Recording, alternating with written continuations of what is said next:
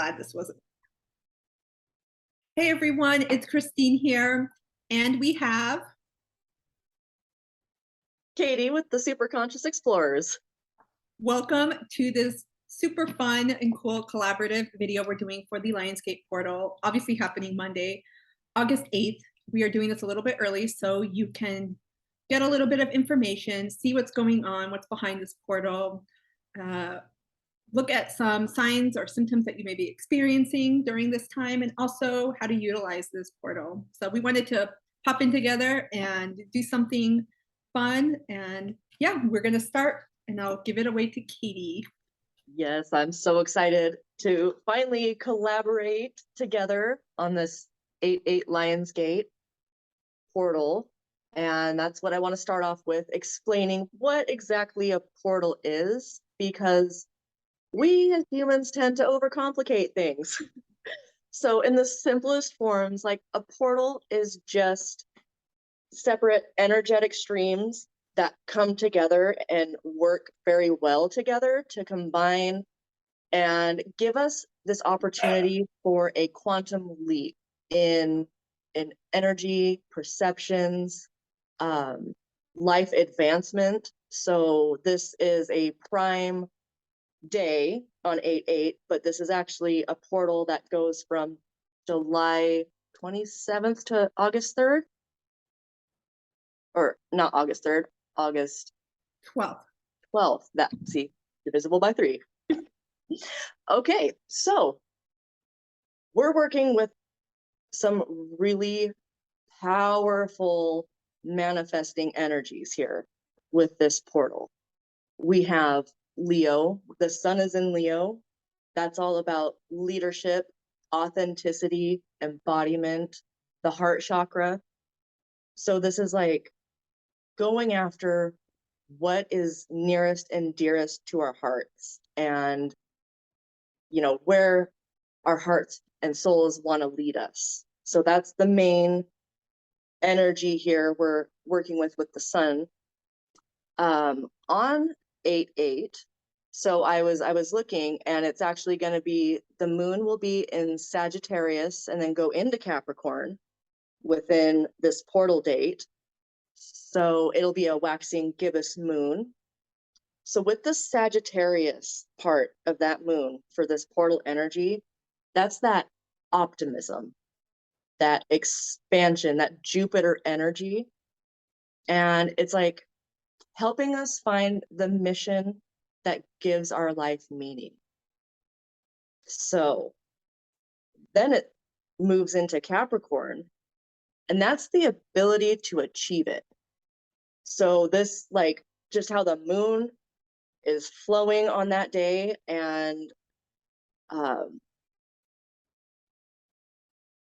it's like basically giving us this upliftment, like this free ride here, like, here you go, this is what you want, and this is how you can go get it. So and that moon will be conjunct Pluto, so that asks us what needs to be let go for us to achieve our goals and our desires, our wishes.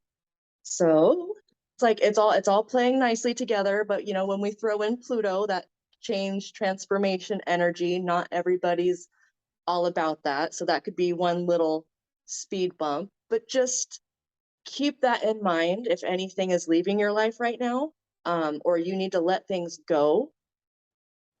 It is for the best and highest good. So keep that in mind. Is there any other astrology stuff you wanted to throw in there? Did I miss anything? No, you captured, I think, the main essence of that portal. And I think maybe you'll touch upon this in numerology, but the 8, it just signifies not just, I'll just say the sign of Scorpio, right? The 8th house.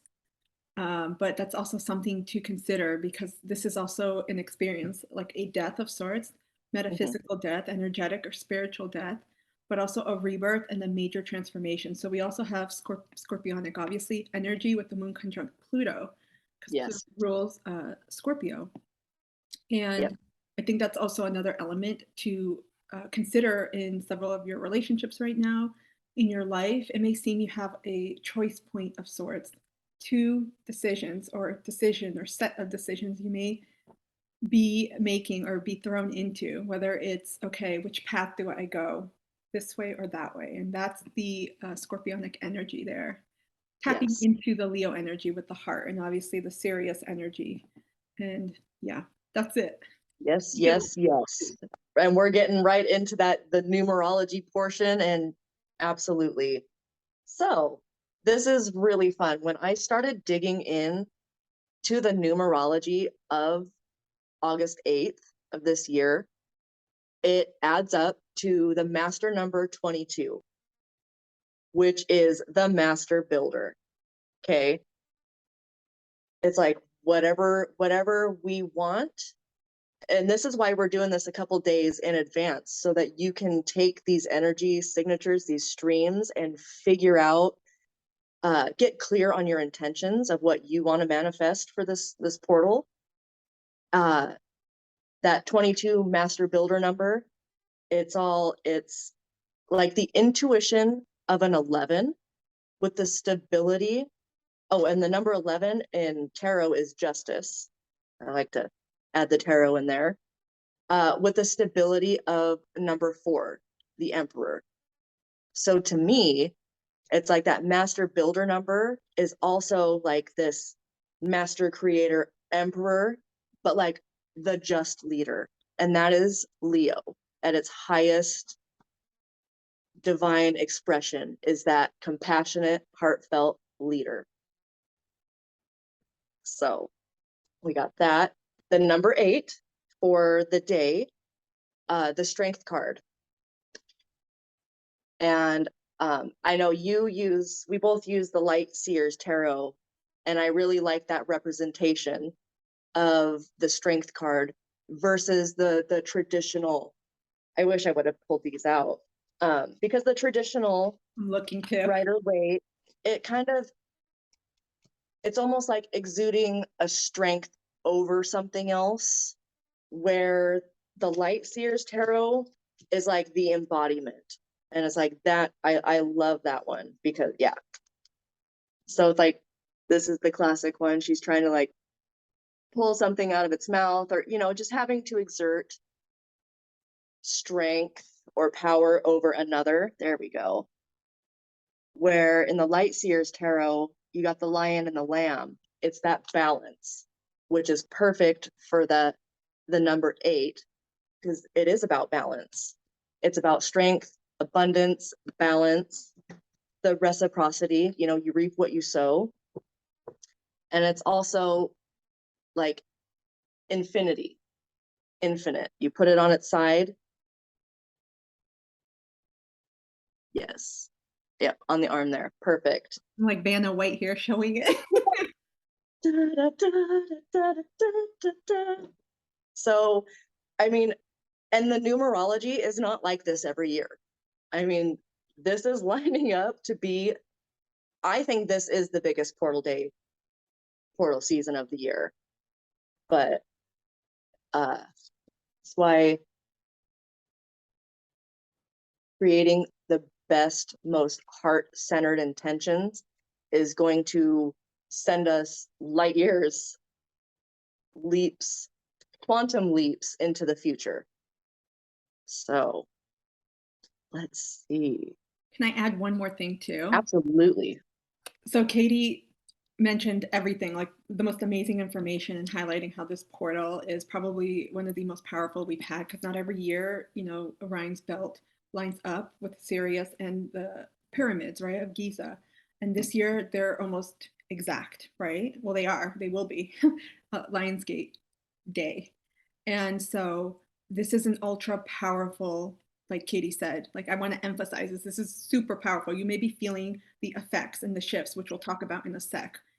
And that's why it's really, I think, important to think about the next steps in your life, how you're going to utilize this energy. And also think about, too, with the master number 22, it's about continuing to create your own foundation, because this year, 2022, it adds up or reduces to the number 6, which is about our foundation, our stability. And we do have the nodal points, the North Node in Taurus, South Node in Scorpio, which are obviously shifting us more towards not only creating our foundation, but doing that within values and belief. I would say an updated value and belief system that's more in line to where we're going, right? With that Leo energy. Absolutely. And yes. Yeah, very potent, very powerful energies that are being felt, that are coming, and things are just going to shift pretty quickly. Yeah, this is definitely an acceleration of energies for sure. And I'm pretty sure anyone watching this has probably felt the call, like that pull. I don't know exactly where it's pulling you towards, but it's you just feel this magnetic pull and a sense of urgency, which is a good thing. It doesn't mean you have to, go crazy. But the way I like to think about like the manifesting thing, it's like what I'm working on personally is I don't need to know every step of the process. I need to know the next step and then trust that the next step is going to be presented to me, which is a struggle for me. But it yields the best manifestations, the best results when you're not trying to sit there and force it. But yes. So you touched on, the star Sirius and Orion's belt, the 3 stars of Orion's belt aligning with the pyramids of Giza. Sirians, the galactic civilization, have been on around helping cultivate and seed the planet Earth for thousands of years. I highly resonate with Sirian energy. It is one of my star systems that I have had incarnations in, probably the most recent. So the Sirian energy in general is almost exactly like the numerology that's going on this year. Like if I'm to describe the energy signature, they are master builders because they helped create Earth, and they, are the caretakers, one of the caretakers, because it's a melting pot. But they're known for their strength and patience. So I'm not talking about like warlike strength. I'm talking about like having the patience, the determination, that kind of emperor energy also. And they're here to like help us succeed. And they have strong roots. They've helped Egyptian civilization, obviously, with the pyramids and stuff. Isis and Osiris are said to have come from Sirius. The big, like the mundane information that's not, super out there, is the flooding of the Nile. That was the big thing around this time, and that's why it was so sacred and important to the Egyptians, is because around that time is when the Nile would flood, and then it would create the crops, grow all the food. So it was about the abundance and the harvest and growth. So that's where another part of that abundance energy comes from. They didn't only just help the Egyptians. They, the Sumerians, the Incas, the Mayas. I know there's the Dogon tribe in Africa, China. I mean, all over the globe. So this energy, and what they do is they help us with DNA activations within ourselves. That junk DNA that scientists can't figure out is like, I always heard, it's like, God doesn't create junk. Okay, it's there for a reason. It's just not activated yet. So they help with the activations, the reprogramming, and the enhancement of our spiritual gifts, because that comes along with all of that.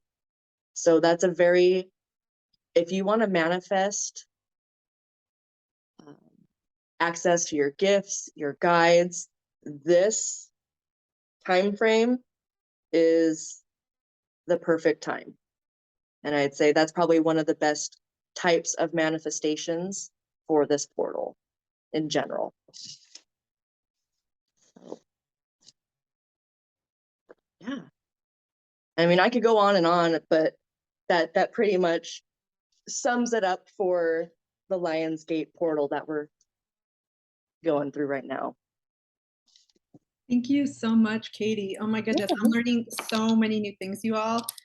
I don't have any Sirian, to my knowledge at least, in this incarnation. I don't have any Sirian ties to that star system, but I do have Andromedan. But what you said, yes. I think I have ties. Not sure if I've lived there, but I know that I've worked with Andromedans because that energy signature also very much resonates with me. But I'm a mutt. We're all mutts. I was gonna say yes, multicultural starseeds. Yeah, absolutely.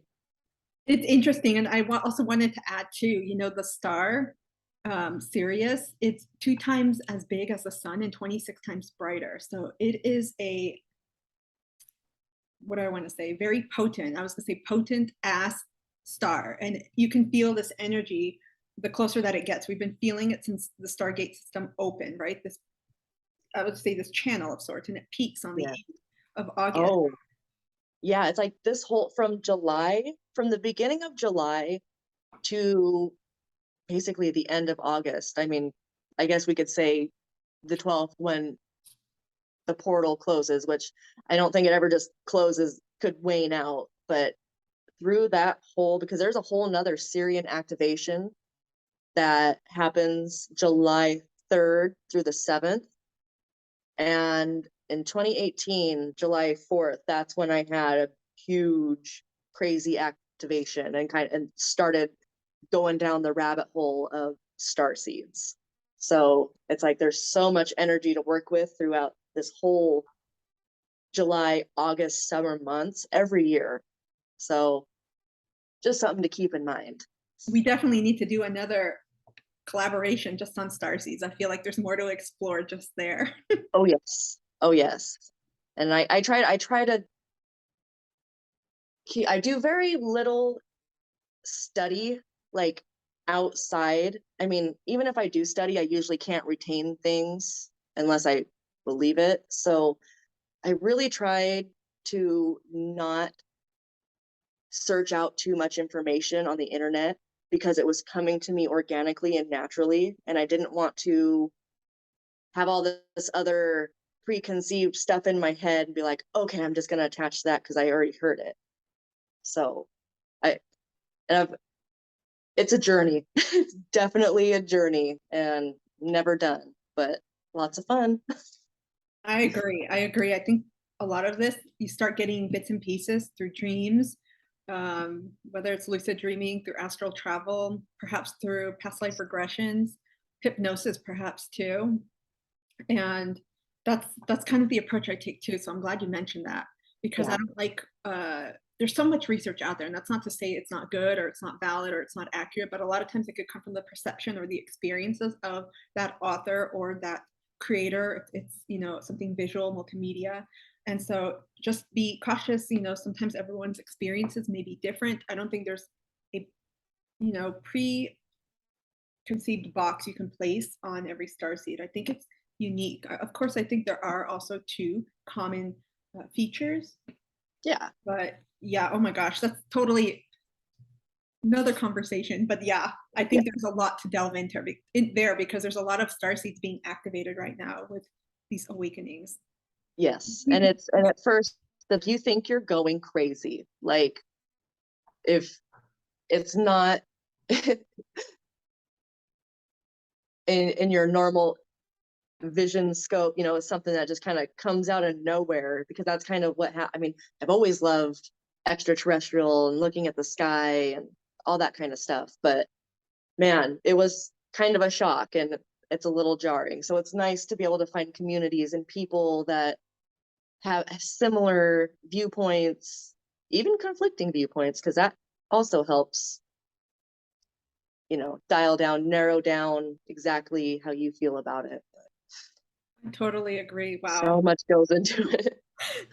Okay, we're going to continue on. Thank you so much for that breadth of knowledge and letting us, you know, dive deep into, you know, the astrology, the numerology, and the background of all of this, because I'm learning a lot about this particular star system. I know the very basics, so I learned a lot just by being here. So thank you so much. You're welcome. My pleasure. You're welcome.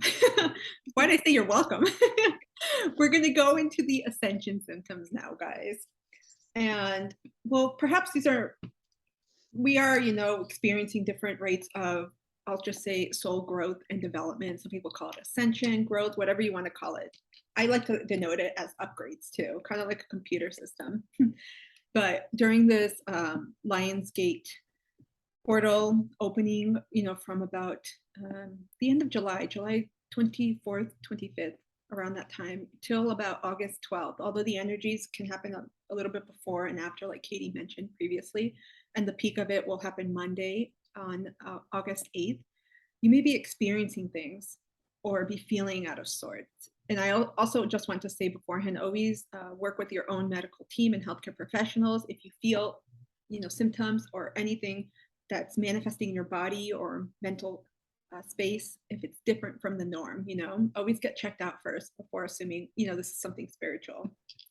But moving ahead, once that is checked out and you do know, you know, you have a clean bill of health and you are experiencing things that you just can't explain, more than likely these have to do with, I'll just say ascension, different forms of upgrade that are happening right now. Like Katie mentioned, we are getting DNA activation. I would say cleansing out from this star system. We're also receiving different codes, especially being in the sun. Some of you may be experiencing, the best way to put it, I keep getting is upgrades. And if you have anything more precise, Katie, pop in, because some people say ascension, but I prefer upgrades during this time because this is something that tends to happen throughout the year. It's not just one period. So you may be experiencing too on your own soul path, on your own soul journey, what people consider typical ascension symptoms. And also too with this portal, additional symptoms that may exacerbate these other symptoms that you're experiencing too. Okie dokes. So I guess for me, because this is something everyone may be experiencing too, but I know I've been feeling like a general breakdown of things just falling apart, things breaking apart, people falling or being released, falling out of my life, something Katie touched upon earlier. And this is a hallmark too of what's happening now with this portal energy. And again, this has to do with being rebooted, because when you break down, obviously what comes next is being put together. So this usually precedes the sunshine, right? The storm before the sunshine. And so we're feeling this mental, or this reboot, I should say, in our mental space, headspace, in our emotional headspace, in our energetic and spiritual and physical bodies. And again, this is really because we have to adapt. Every time we get upgrades, we just simply have to adapt to these different frequencies, to these different light activations, DNA activations, and codes, and anything else that our bodies have to kind of grow into. When I say bodies, I mean mind, body, soul, everything. Okay, let's get into the symptoms. These aren't exhaustive, but I'm going to focus on, you know, some of the big ones. And this goes too with some of the ascension symptoms, but some of you, especially if you're awakening, because there's some that are awakening, that this is too a little bit perhaps not scary, but if you are awakening at this moment, or you're in the process where you are experiencing these things, you may be experiencing a spiritual awakening while this portal is going on. And this was something that was highlighted for me in my own journey, even though I awoke, I should say, in the winter. You may be feeling different. And Katie, please pipe in with anything else, like just pop on in. You may be feeling different, or just feel like something has changed and you don't know. or something's about to happen. And a lot of us may be feeling like an anticipation or something impending, and you just don't know. You can't put a finger, but something is changing, something has shifted. There's also sometimes like a greater level of awareness. And I think we experienced that when we left cancer season, because that entailed a lot of healing, a lot of going within, really tapping into ancestral patterns, childhood wounds or adverse childhood experiences, traumas related to that, and also with any shadows that have been coming up too, as we have shifted into this season of Leo.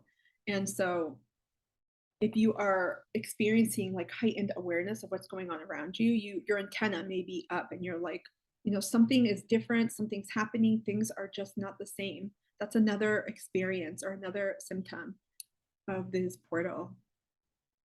I also want to say psychic attunement. And this is something I think that's very common with these portals that offer a lot of energy, right? And especially when we go through our own ascension or upgrades, as I call them, they become more fine-tuned, and a lot of times they may become more enhanced. So some of you may be experiencing different forms of clairs, right? Like clairvoyance, or again, it could be increasing. Yeah. So maybe you saw images before, but now you're like seeing things and able to receive messages right away. And so they may be heightened or becoming more clear. I'm getting clairaudience, clairalience, the smelling, clairsentience, claircognizance, clairgustance. I'm also getting a lot of other gifts. Some people are becoming like psychic mediums, so they're starting to see spirits. Some people are seeing things like out of their eyes, and it could be what is it? I've never seen The Matrix, by the way, but a lot of people reference this with I know with like you see glitches of light, glitches of almost like matrices, like geometric shapes. Some of you may be seeing that as well too. And I feel like that taps into other dimensions of the other realities, and that's also part of your psychic attunement as well. So don't be surprised if you start experiencing things and there could be an increased level of fear, because if you're opening up to new gifts, you may not want to experience them. At the same time, you're like, what the hell is going on? You're starting to hear things, and it's not from your physical surroundings. It's not with the people that you're with.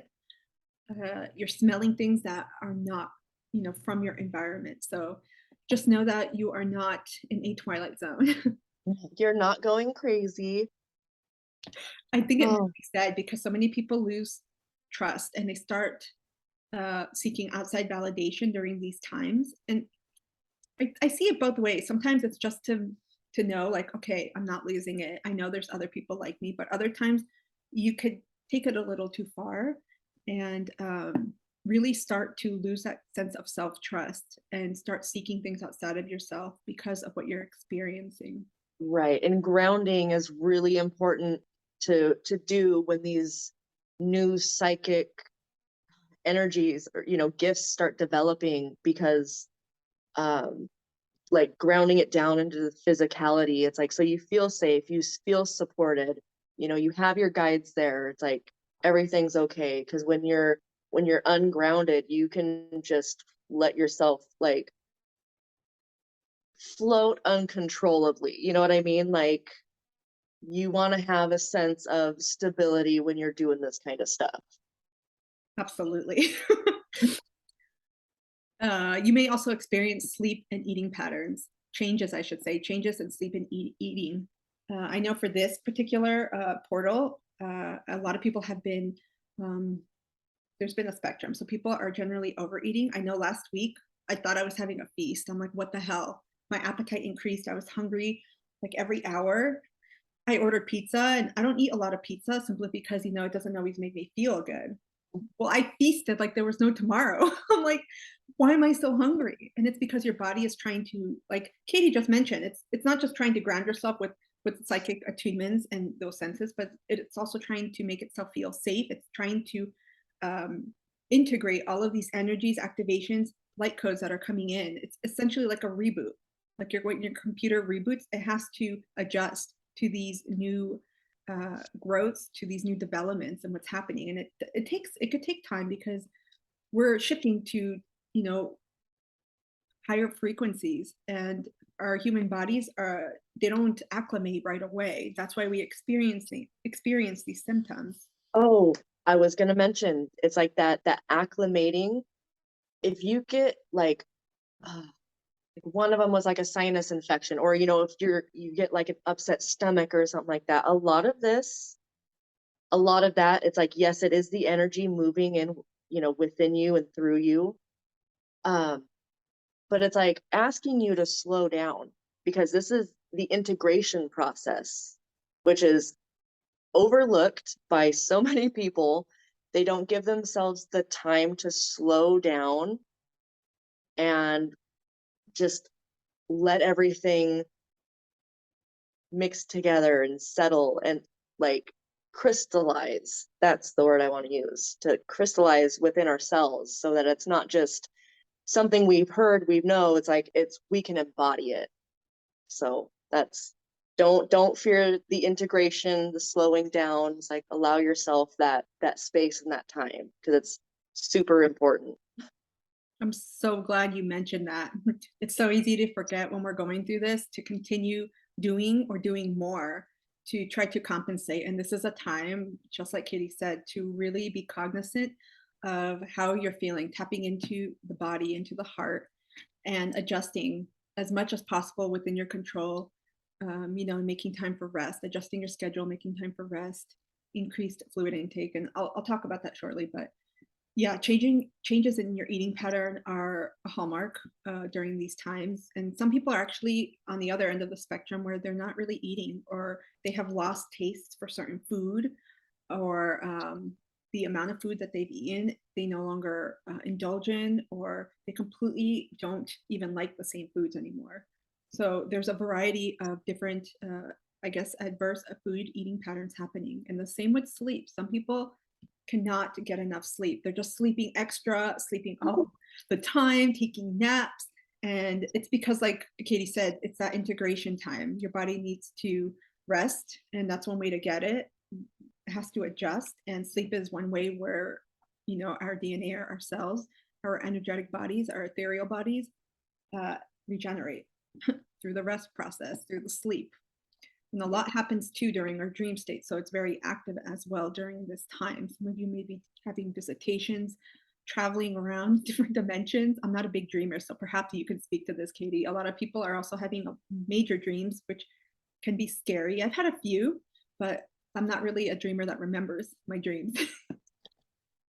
Yeah, I definitely get a lot of my information. My guides speak to me through my dreams. I have a dream journal and like little notes off to the side that say, see this date, because it connects to this dream. And it's like, that's how I figured out my starseed lineages. And we heal through, through our dreams also. It's a lot of times we're fixing timelines, especially if you've had, like, you repeatedly dream of like similar places, the same places. It's like you're going back and you're healing. So it's like, if you're sleeping more, your soul is basically going through the dimensions and cleansing and clearing past future timelines, so that everything can converge in the most perfect way for you.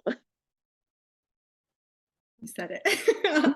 Nothing else to add. That was a separate symptom too, just dealing with dreams and the dream field, and it maybe just be a lot more active at this time. And right, they can get very vivid and very real. Like, I'm not going to say what my dream was, but I literally thought that I had a conversation with somebody, and it was a dream. And then I was going to ask him about this conversation, and I was sitting there, I was like, wait, when did I talk to you last? And I'm like, oh wow, okay, we'd never had that conversation, but we probably should know. But yeah, so dreams are amazing, like road signs, like what to look at, and the feeling is the main importance. But anyways, I love dreams and I could talk for hours. Go ahead. I was going to say, I haven't been experiencing similar things to what you said in my dream state or I'm getting messages. I get messages sometimes through dreams and visitations Mhm. from ancestors, but mainly it happens when I'm awake.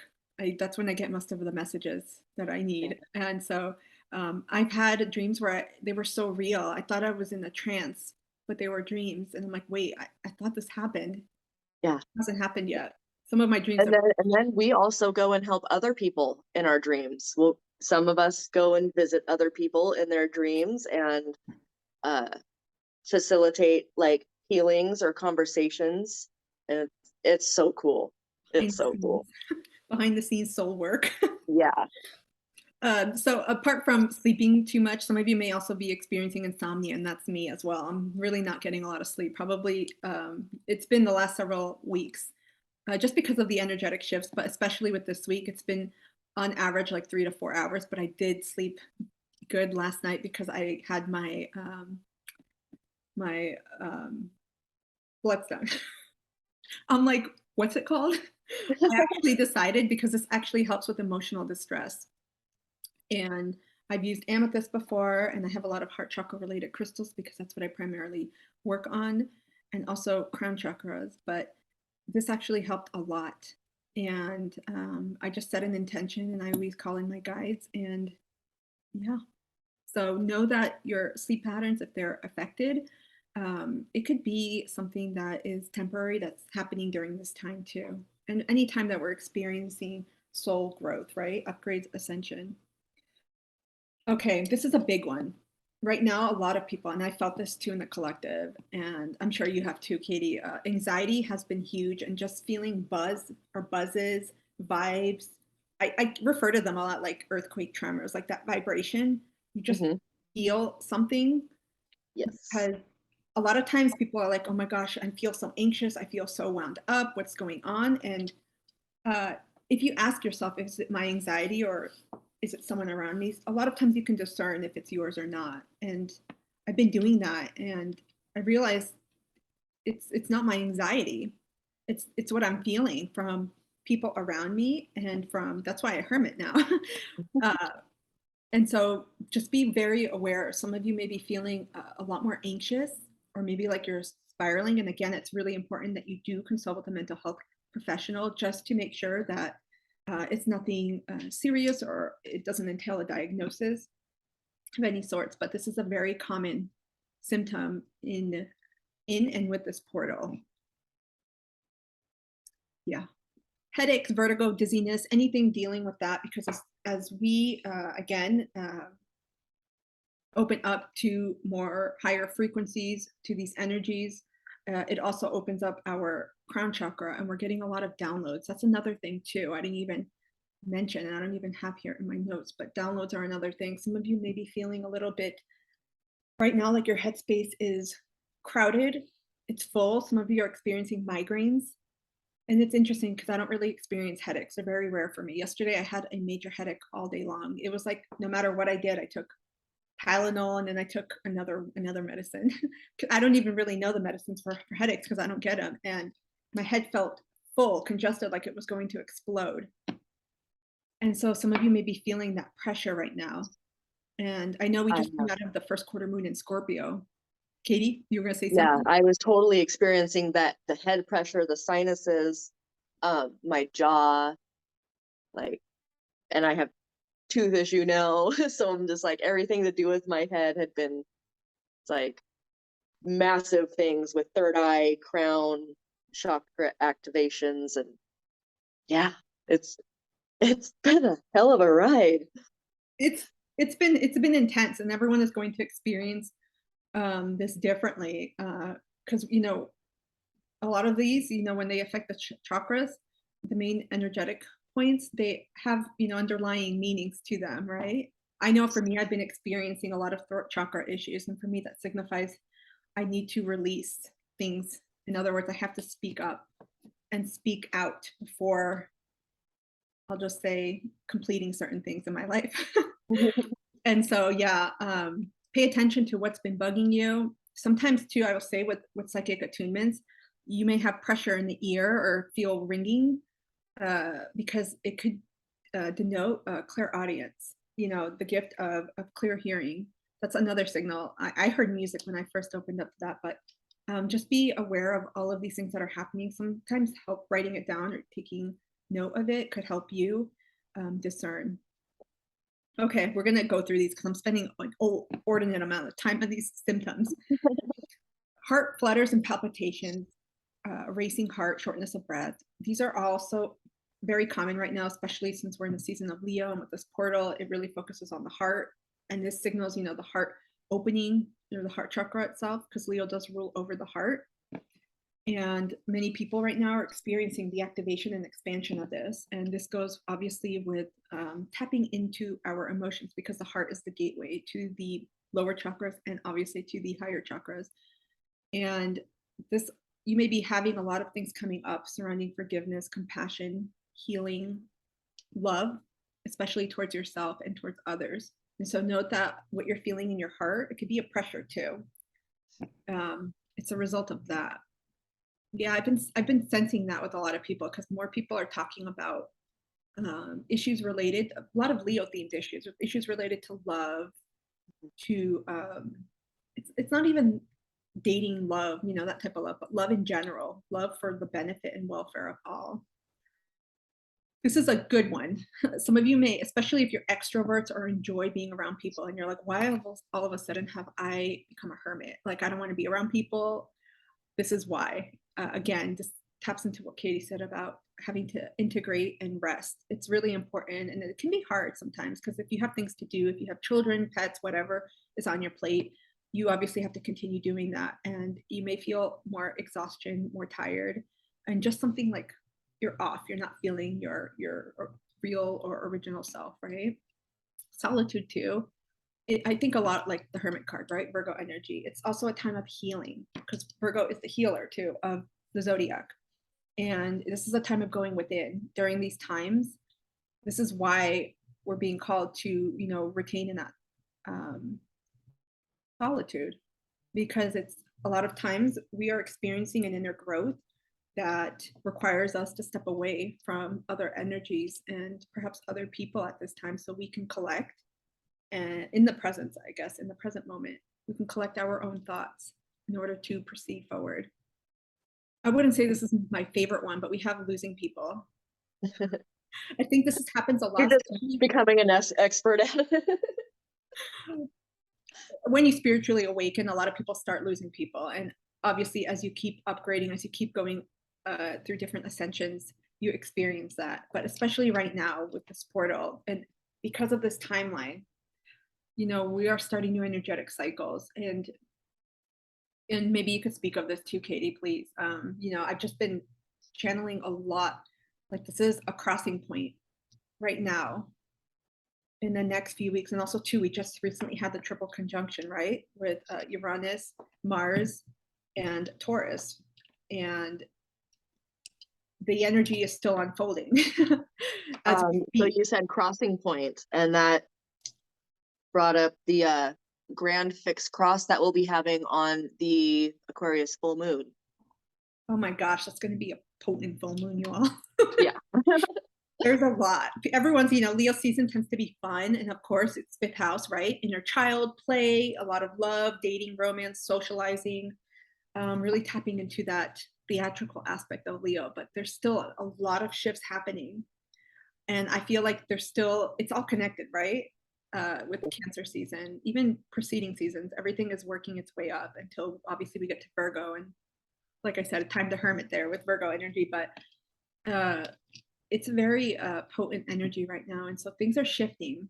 And there's a lot of, I keep getting choices. I've been getting choices a lot when I'm channeling. And it's like twos, because I've been seeing that a lot.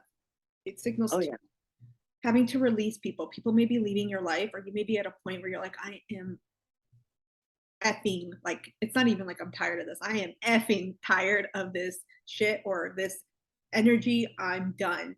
And a lot of people are making decisions of moving forward with their lives in a certain frequency and leaving behind people or letting people go because they are not at the same frequency. It's almost like a radio when you can't tune or attune to the same station as maybe your friend next to you.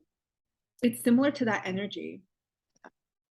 And yeah, I'll speak to it I've been feeling like every month I've had people clearing my life, just going, and I'm like, oh, thank you for being in my soul journey, and for being a part of it, and for teaching me. Right. Oh man, it's like, yeah, it's like you're going through it little by little, and I feel like I got all mine just like it was just one fell swoop. You know, when you got two people that have been together in friend groups, and it's like they split up, it's like there's a whole group that, I mean, go on. I mean, doing their own thing now, but honestly, it's for the best, and it's like everything always works out for everybody's benefit, not just yours, not just theirs. It's like, spirit's amazing, and it all works out, and I love it. I love your optimistic and uplifting attitude, and I think it's important to reframe as much as possible and not ignore the fact that these things are happening. Also, not ignore the grieving process, because Right? It sucks. it is. It's hard, and also know that just because people are leaving your life, or you are choosing, having that choice, you have personal agency or power to release those people from your life, it doesn't mean that you won't reconnect with them later. Because people have to, I'll just say, when we do our own work, whatever that means to you, and you are able to shift your vibration and your energy, your frequencies may reconnect, right? Yeah. That's really how it goes. So that's a note on that. I could say more on that because it's a whole thing. And again, humans are naturally made, created, and made to exist in connection and community with others. So when people start distancing themselves, it could be really fraught. It can be really difficult, especially when you thought these people were supposed to be in your life for the long run and consistently. Okay, let's wrap this up. I've got a few more and we're almost done. Some other symptoms. You may feel the need also too at this time, as you're shifting, as people are leaving your life, as you're making choices or choice points, and you're realizing, which direction do I go? I want to connect to things that are more in line with me, things that are more authentic, things that are maybe more intimate. It's like you're looking for that deep heart center connection. And this is the energy I've been feeling a lot. A lot of people are shifting, whether it's leaving jobs that do not align to this, leaving relationships, a lot of relationships. Holy cow, they're shifting, they're transforming, they're changing. And these are all types because of that reason. So people are looking for more authenticity, more intimacy, more realness, if you will. Synchronicities, this is big. Some of you are seeing numbers, some of you are seeing animals. It could be any sort of object, repetition, something that keeps coming up, a song. There's a message in there, so make sure you do note it, because they give you signs of what's going on in your own journey. They're very, very individual. And I really like what Katie said about, because I'll just say too, let me back up. Some people do consult, articles about this. There's so much information out there and so much content about synchronicities, but make sure you ask yourself, what does it mean to me? Like, what was the first thing that I thought of? What is it? How does it make me feel? Yeah. What were you thinking at that exact time when you saw 333? It's like, what were you thinking? And if you can pinpoint that, it helps give you the information, like what it's regarding. Yeah, I think it's so important. Other symptoms that you may be experiencing have to do with your hearing. Maybe you're hearing high-pitched noises or ringing. Your vision may be blurred. You may be seeing glitches, like we mentioned earlier. Colors, lights, glittery objects, or sometimes like you have, what are those called? Like bubbles, if any of you were contacted. Or like not orbs, but they're in your eye. I forgot what they're called. Oh. It feels like you have something floating, like floaters. Okay. If that's what they're called. That's what I call them. Like there is a technical term for it, but I call them eye floaters. Okay. It came to me right now. I don't know what they're called. I just said thingies. I'm like, it's a thing in my eye, but some of you may be having, issues with that, or like your contacts. Cause I know for me, I'll sometimes wear contacts, not as much, but I've been feeling, when I do wear them, my eyes are extremely dry and there's like something in there. And I'm like, these are clean contacts. So some of you may be dealing with that. Also, cold and hot flashes, or getting goosebumps, or feeling chills of any sorts. Sometimes you may feel like you're getting sick, sinus issues, your allergies are acting up, a flu type or cold type reactions, digestive issues, skin rashes, I got hives this week, you all. And a lot of times this is healing, because when we are expressing any types of traumas or we're healing, it comes out through the body, and the organ is the skin, I should say, is the largest organ of our body. So a lot of times these are indicative of things that are happening within your own development. Weight loss and weight gain too, that goes with the eating pattern. Some people, a lot of people I should say, disproportionately, they tend to lose weight during these times. And then there's, a few of us, I put on a few pounds, and sometimes it's not correlated. There's no correlation too with the amount you eat and the amount you lose. And it's a weird process, because a lot of times when this shifts and your body acclimates to these upgrades, people automatically go back to the weight they were. And it's very different. It'll be very unique for every person. But just note that if you're experiencing that, no matter what you're doing, you're like, I'm working out, I'm eating right, it could be because of that as well. Emotional sensitivity, and also being or having that need to connect with nature. And these are not exhaustive, you all. There are so many more ascension / portal type of energies and symptoms you may be experiencing right now. But these were things I think a lot of people are being compounded with right now. It's really heavy duty, and it's expected actually to increase the day of this, the peak of this portal on the 8th, on Monday. So you may experiencing, because I'm getting head and throat, nose, and heart. You may experience like a huge like palpitation, expansion, pressure up here as things start coming in. Yeah. Anything else, Katie, you wanted to add about the symptoms? No, I think you covered it. And like you said, it's so unique to the individual that I usually don't even like talking about ascension symptoms, because it's so hard to pinpoint, like, is this a symptom, or do I need help? Like, do I need to go to a doctor? But always trust your body, listen to your body. Yeah. And it's just, we've had different, like, we're going through these ascension symptoms, but we've had different things. You know what I mean? It's like, it's so individual. Yeah. Yeah, I totally agree. So just know that if you're like, no, I'm not really getting any of these, well, you either lucked out or you're experiencing something else. Yeah. In terms of how to deal with them, there are some common measures that really help. And a lot of them are things that are very, they form the foundation of many spiritual practices, but in essence, they form the basis of self-care. And these include grounding. And this is going to look different for everyone, but really connecting to yourself, maybe through meditation, through the earth. It could be the different elements too. Generally water or earth, literally like land, is another way to really help stabilize this, to really make sure that you aren't, I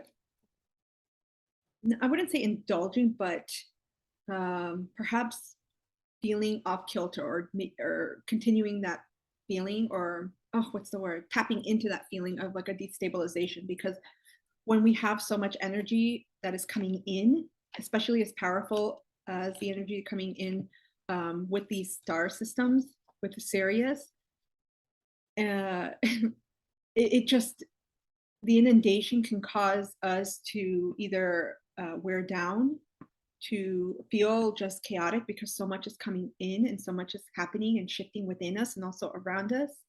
And it could create a destabilization pretty quickly. So it's important to ground yourself, find something that you can do to make sure that you center your mind and body and soul. Also, drinking water. Wow, I feel like I can't get enough water. I'm constantly drinking water. And this is also another way, not just to ground yourself too, but to cleanse your body, because water is a detoxifier. I also have connecting with like-minded folks, or a therapist. If this is something that's just completely overtaking your life and you're like, wow, I can't deal with this, because I know with different shifts, a lot of things could happen. And so make sure that you do have people that you can connect to, and that you do have that trusted safe space where you can talk about what's going on, so that you know that, hey, this is normal. This is part of we're all experiencing, not just collectively, but also too, what I'm experiencing too. Other people are going through different things. So we will get through this. We'll make it. Yeah, it's not easy because I know for this particular portal, I've been experiencing a lot, and this week in particular, I'll just say the beginning of August until now, there's been a lot of intense energies, and it's just I feel like it's going to continue until the end of the month with the full moon in Aquarius, with the absolutely.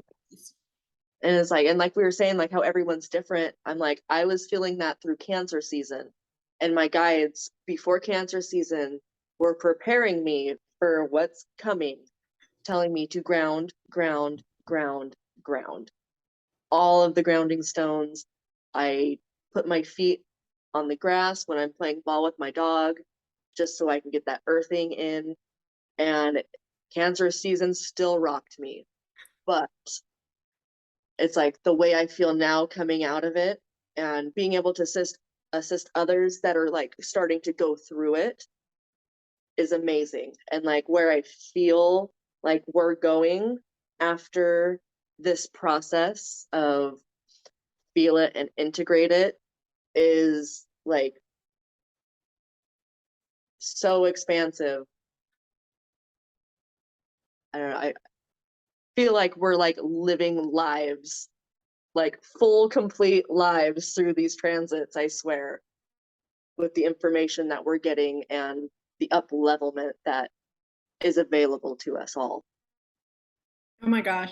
Yeah, you took the words away from me. I feel like we're leveling up. Some people say like a spiritual glow up, if you will, but this is more exhaustive. It's just think of, the smallest molecule or DNA, neutron, proton, whichever is, all the way to the physical body, right? It's a complete level up in our systems. And, with these shifts, we're also quantum leaping timelines. And I still have a hard time putting my head around it just because physics doesn't come naturally to me, but I understand the concept, and things are just shifting that fast.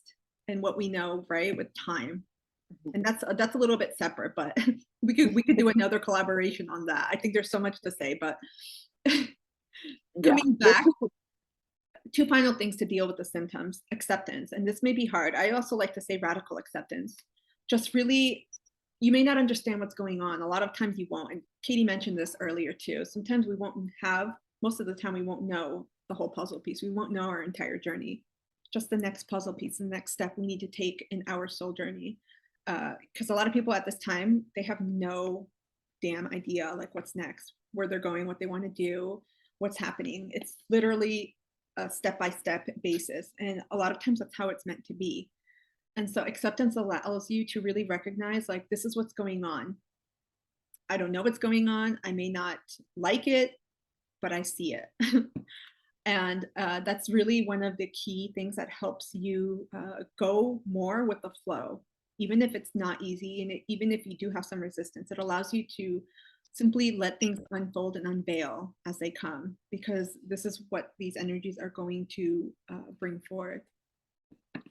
Finally, surrender.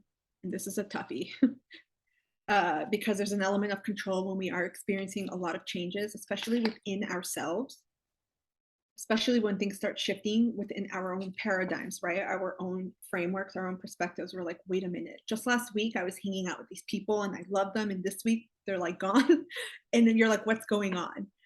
And so we want to control things when things start changing, right? In order to feel safe, in order to create that stability. And this is something I even channeled earlier about the inner stability that we have. It comes from within first, right? Through just trusting ourselves, through grounding, through that process, and knowing that we are safe and we can cultivate that anytime. And so surrender is an element of simply trusting in something bigger than us, even if we don't know, simply trusting that things are going to unfold as they should, as they will, as divinely planned, or whatever you'd like to say.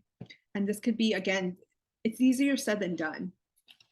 And Katie, please pipe in here. I know for me, what helps me is making sure I have a routine. I hike frequently, and that's especially grounding for me, but nature, even though it's hot as hell where I'm at, nature is especially soothing to me. It soothes my soul. It makes me feel safe. And that for me is the basis of everything. So those were a few things of how to deal with symptoms. If you have any more, do you have anything else to add, Katie? I think you covered it. I think, yeah, very good. This was a little bit more extensive on the symptoms than I realized. So but as you were going through it, I think it was very needed because I've been experiencing a lot of these symptoms. You know what I mean? Because it's like, yeah, just because we've been on the ascension journey does not mean we are immune from feeling this stuff. And so I think that it's just us, so many other people. I think it was very necessary to touch on the details because it's people think they're either dying or going crazy during these portals. They're like, oh my God, what's wrong with me? My body, I don't feel good, or I'm seeing shadows out of the corner of my eyes and little orbs of color, you know? It's nice that we had an extensive list because it is so vast. That's the thing. It's like, yeah, let us know in the comments below what symptoms you're currently experiencing, especially if there are none that we have talked about, because it'd be interesting to see what else, everyone else is going through at this time. And I know everything is it's relative, and it's also very personal at this time. And yeah, let us know too how you're getting through it. What is helping you the most? Hermiting, I should say too, protecting my energies as much as possible. me too. I try to stay away from large crowds. I go grocery shopping once a week. Like I'm limiting my time of interacting with others. That's why for me, nature it naturally transmute and alchemizes. And I also do like self Reiki before I start the trail, and it completely cleanses me. Nature is a cleanser. That's why a lot of people tend to feel uplifted and good. And nature's too all encompassing. It's not just hiking, right? It's water, being in any body of water, stream, river, ocean. Right.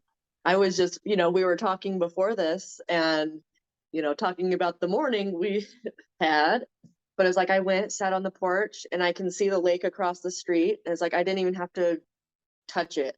I was just sitting there, like on the porch, just looking at the lake. And I was sitting there thinking, I was like, I should really meditate before I, get on with Christine and I was like, that's what you're doing right now, dork. I was just like, okay, we'll just stare at the lake and breathe and love it. Meditation doesn't have to be a whole thing. Just let yourself zone out and feel good for a little bit. I know that's another collaboration video about the notion of meditation, because a lot of people think you have to be in a lotus position or do Zen style. There's so many. Never. Like I literally have never sat in the lotus position, like they say, like the typical depiction would be. Like, no, I'm a Cancer moon. I want to be in my bed, in my blankies, my headphones on, and super comfy. But that's me, and everyone's different. I totally know. I totally relate. I think it's something we can adapt. So make sure you do integrate this into your routine in some way. And again, start small. It doesn't have to be extensive at this time if you're a beginner, and especially if this is your first portal in which you are more conscious or aware, because it's different. I'll say before I spiritually awoke, I wasn't aware of these portals. I was like, screw it. That was me for a while. I was very aware of astrology, but some people are not aware or conscious of the energies that are happening, that are floating, if we can say that, around them. So yeah, I like that. So we're going to pivot now about how to make the most of this portal. Yes, because we've went through and everything that we've been explaining, these energy streams, it's like those are what you want to use to maximize your intention. So like molding whatever intention would best fit with this energy, or keep that in mind.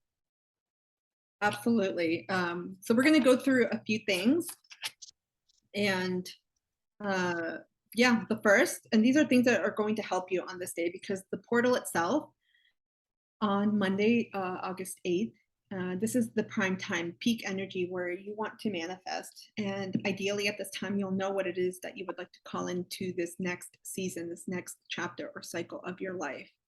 And so when you're very clear about that, it'll be easy to speak it into existence and to move forward and actually start co-creating with the universe to allow this to happen. And of course, leave space for expansion, leave space for opportunities and for anything unexpected to happen. But the first thing that is really helpful, especially if you are in your head a lot, I'm speaking to Gemini and Virgo especially, but I would say to earth signs and air signs especially, but everyone too, humans, right? Do a brain dump. Just get all this shit out of your head, especially if it's something that you are, or things that you're considering that you want to manifest or you want to call in. Just get it all out on paper, everything. And then the next step is getting super clear. What is it that you want? And I think it's important to focus on, I always say ideally like 1 to 3 goals, manifestations rather than, 10, because it can Right. be The more concise you keep it, the more energy you can put behind it, and to see it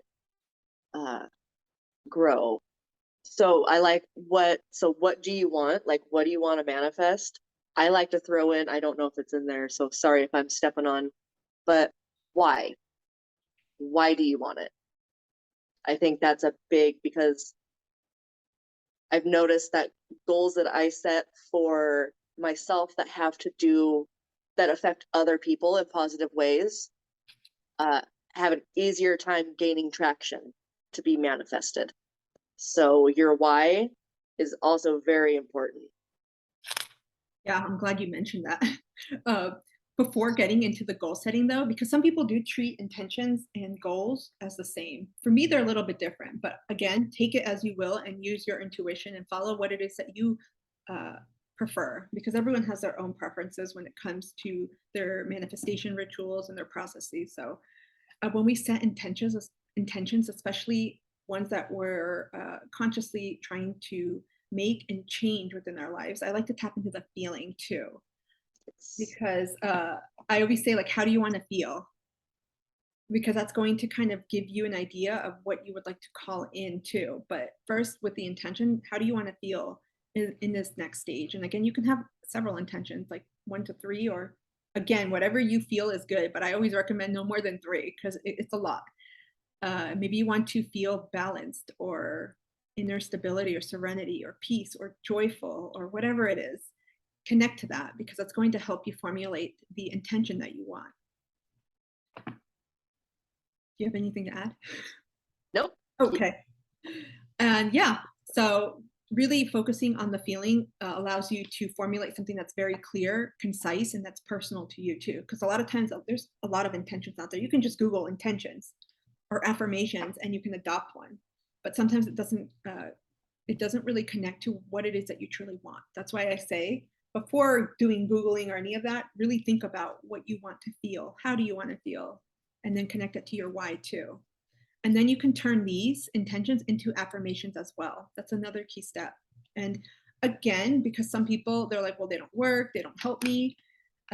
It also ties into cognitive reframing, which is something I'm not going to go into just because it's, outside of the scope of this video that we're doing. But whatever your intentions are, say you intend to bring in more stability into your life, or maybe peace. Peace is a good one right now because there's a lot of chaos going on everywhere in the world. You can intend, I intend for peace. And if you're very specific, you can say inner peace, right? Maybe you want to focus on peace within yourself because that's very different than peace in your household or global peace. And so you can turn that into affirmations, I am peaceful, or I am experiencing inner peace. They can be very simple, like what I said, and there's so many synonyms for peace. I am calling in serenity. And again, there's variations, but I try to keep it simple. I usually denote them as, something short, to the point, and attached or connected to how I want to feel. And that allows me to also tie that into the goals. In terms of the goal setting, so manifesting your dreams. And again, we're going pretty broadly here. We're not going specifically like we did in the workshop. We're just giving high level guidelines, if you will. But with your goals, you really want to consider from this brain dump that you did, which of these areas, things that you listed, do you want to focus on? And for some, it depends what you write, right? If you, you put like career, maybe that's something that you want to manifest.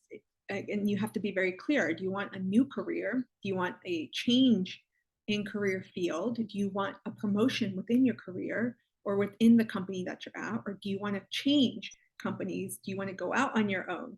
Again, so you see, if you just say like, I manifest good things in my career, it's pretty vague.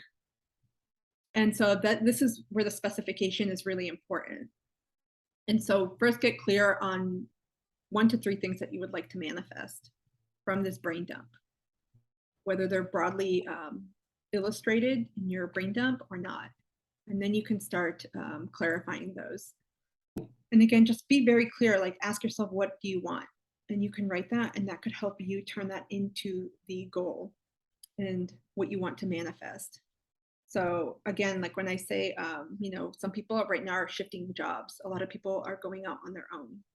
And so instead of saying, I want a new career, people are like, you know what? I would like to manifest an amazing, maybe full-time job as a graphic designer working for a company, and they list it out in detail. And so that gives the universe something a little bit more specific than saying, I want a job or I want a new job. Right. And again, we're not going into too much detail because this is something that we did go into in the workshop. So we're giving you high level guidelines that you could follow and tap into for the day of the portal. Something too that helps when you're writing these down is turning these goals that you write into forms of gratitude, right? Gratitude is something a lot of people don't realize, literally the abundance that's connected to gratitude. And again, it's not just giving things and being grateful.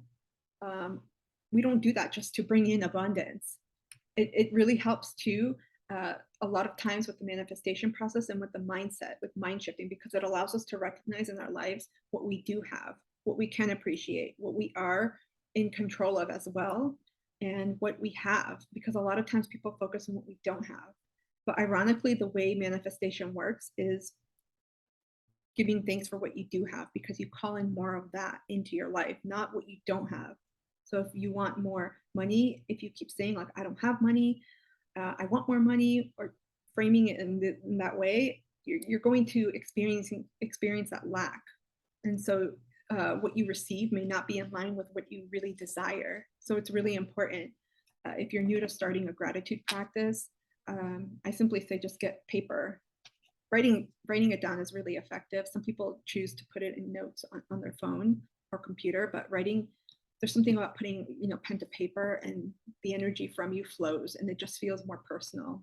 But it doesn't have to take long. Jot down 3 things or even 1 thing that you're grateful for, and you'll start seeing a compound effect. Because at least for me, I don't feel like gratitude had an immediate effect after the first day or week. I felt it more after the first month and subsequently. And now you just tap into that feeling of what you're grateful for, and it really, really helps expand. It's really connected to the heart too. And it really helps expand that manifestation, that goal that you have that you want to bring into fruition with the universe. So I always say, when you do have that goal, you can write it in past tense and thank it. Thank the universe for whatever spiritual team, if you have any, that you connect with. And you can simply give thanks for what it is that you've received. And believe me, things will start coming in pretty quickly. And so with your goals too, you also, I would recommend create some form of action steps, because and this is, I think, perhaps a fallacy within the community, the spiritual community, new age, whatever you want to call it, even within different types of divination tools that are used, people assume, well, if I use pendulum or if I engage in a tarot reading or oracle reading or whatever it is, that I don't have to do anything. It's just going to come. If only. Then it'd be easy. We wouldn't have to take action, but action is required. And so if you have a goal, right? If you do want, say, like, I would love or I intend to manifest or I am manifesting inner peace in my life, think about obviously what that looks like for you and think about action steps. I usually suggest 3 action steps for each goal that you can co-create. And they're really micro steps. They don't have to be something big, like I have to go get a membership in a yoga studio and do this for 60 days. It could literally be like, okay, I'm waking up and doing 1 minute of breathing. And you start small and build up. That could be a micro step for a step towards this inner peace. Or it could be, okay, I'm getting up 10 minutes early today and making myself a cup of iced or hot matcha and enjoying it on my sofa. Poof, you got it. Yeah. So really clarify those 3 action steps, because that's going to help you when we take action towards our goals. I'll say inspired action. You'll feel it intuitively. The universe will do it with you. And I always like to compare it to a 401k. I'll say, for those of you that are not familiar with that, like the retirement system here in the US, well, a lot of companies, I don't know if the majority are still going this way. When you make a contribution to your retirement with the company, they'll usually match it a certain percentage or even a certain amount. And so it's a similar way with the universe. When we co-create and we take action towards our goals, you'd be surprised the things that come in your way. Say you want inner peace. Maybe all of a sudden you meet, I don't know, a yoga teacher who's offering free classes while you're out at the market, or you see a yoga mat, or your friend is giving you a yoga mat for free and you're like, wow, I needed that to lay down and stretch, or whatever it is. You'll start seeing a lot of these things happening in your life and you're like, damn. And it's absolutely amazing what happens when we get clear on this, and also when we start taking these small action steps. They don't have to be big. Moving on to visualization. And once we have our goals in set, right, that we want to manifest, I focus on 3 aspects that help you really also get in tune with this. And this could help you manifest this into your reality faster. And again, a lot of it, when we let go of it, it's in divine timing. And I hate that word too. But a lot of things happen without us having the ability to control them. And so really envision in your mind, what does it look like? Again, we'll go back to the inner peace example. The first step would be, what do you envision this looking like? Like, think about it. Close your eyes and think about, what does inner peace look like to me? Because it's going to look vastly different for everyone. For some, it's going to be going to the beach and surfing. For some, it's going to be sleeping. Others, maybe walking their dogs, or maybe even meditating, or just taking a shower with no one near them. So think about what that would look like to you. Close your eyes and do that. Second, feel it in your body and really connect to it. Like, what would inner peace feel to me? Maybe it would be being under a weighted blanket, or being soothed, or wearing something.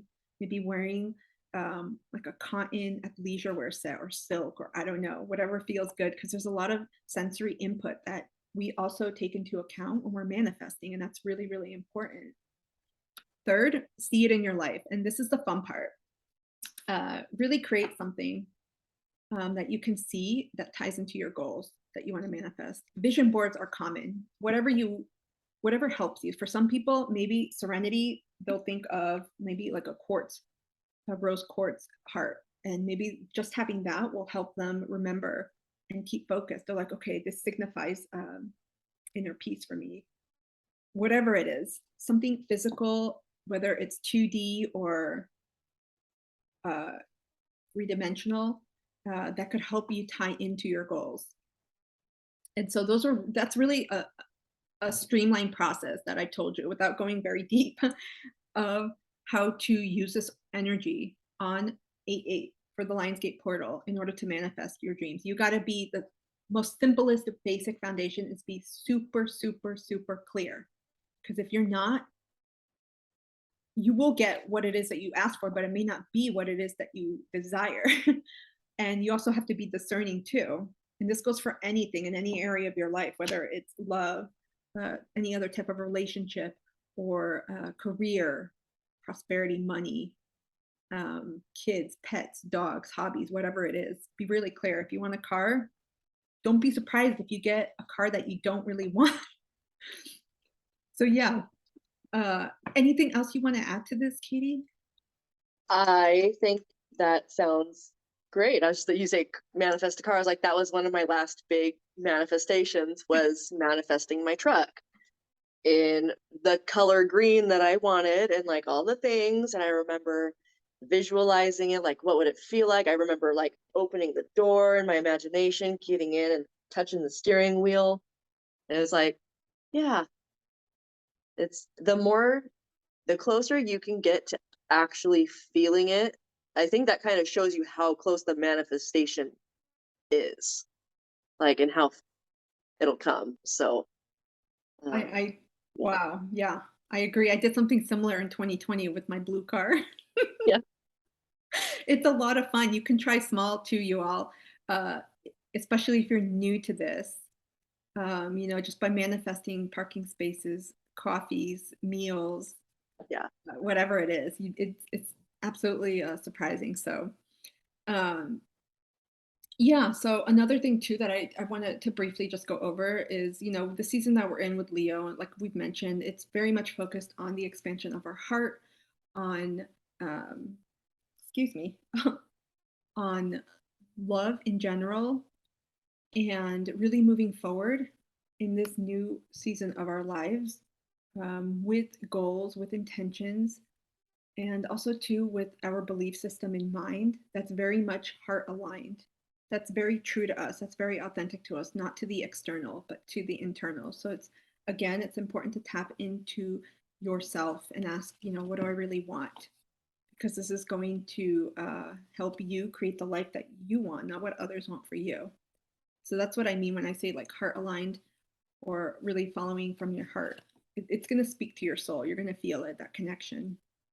It's important to engage right now in some type of self care routine because this is something I learned actually pretty recently. And this is a whole nother topic about balancing your feminine and masculine energies. But I always thought, because I was always predominantly in my masculine energy, because I am a single parent and I was since my son was a baby. And so I was always like, do, do, do. And I was always working or in grad school while he was growing up. And I had no idea what the hell it meant to be in your feminine energy. Absolutely, like beyond. And then, obviously, as I started learning more in my own soul growth, I'm like, this feels weird.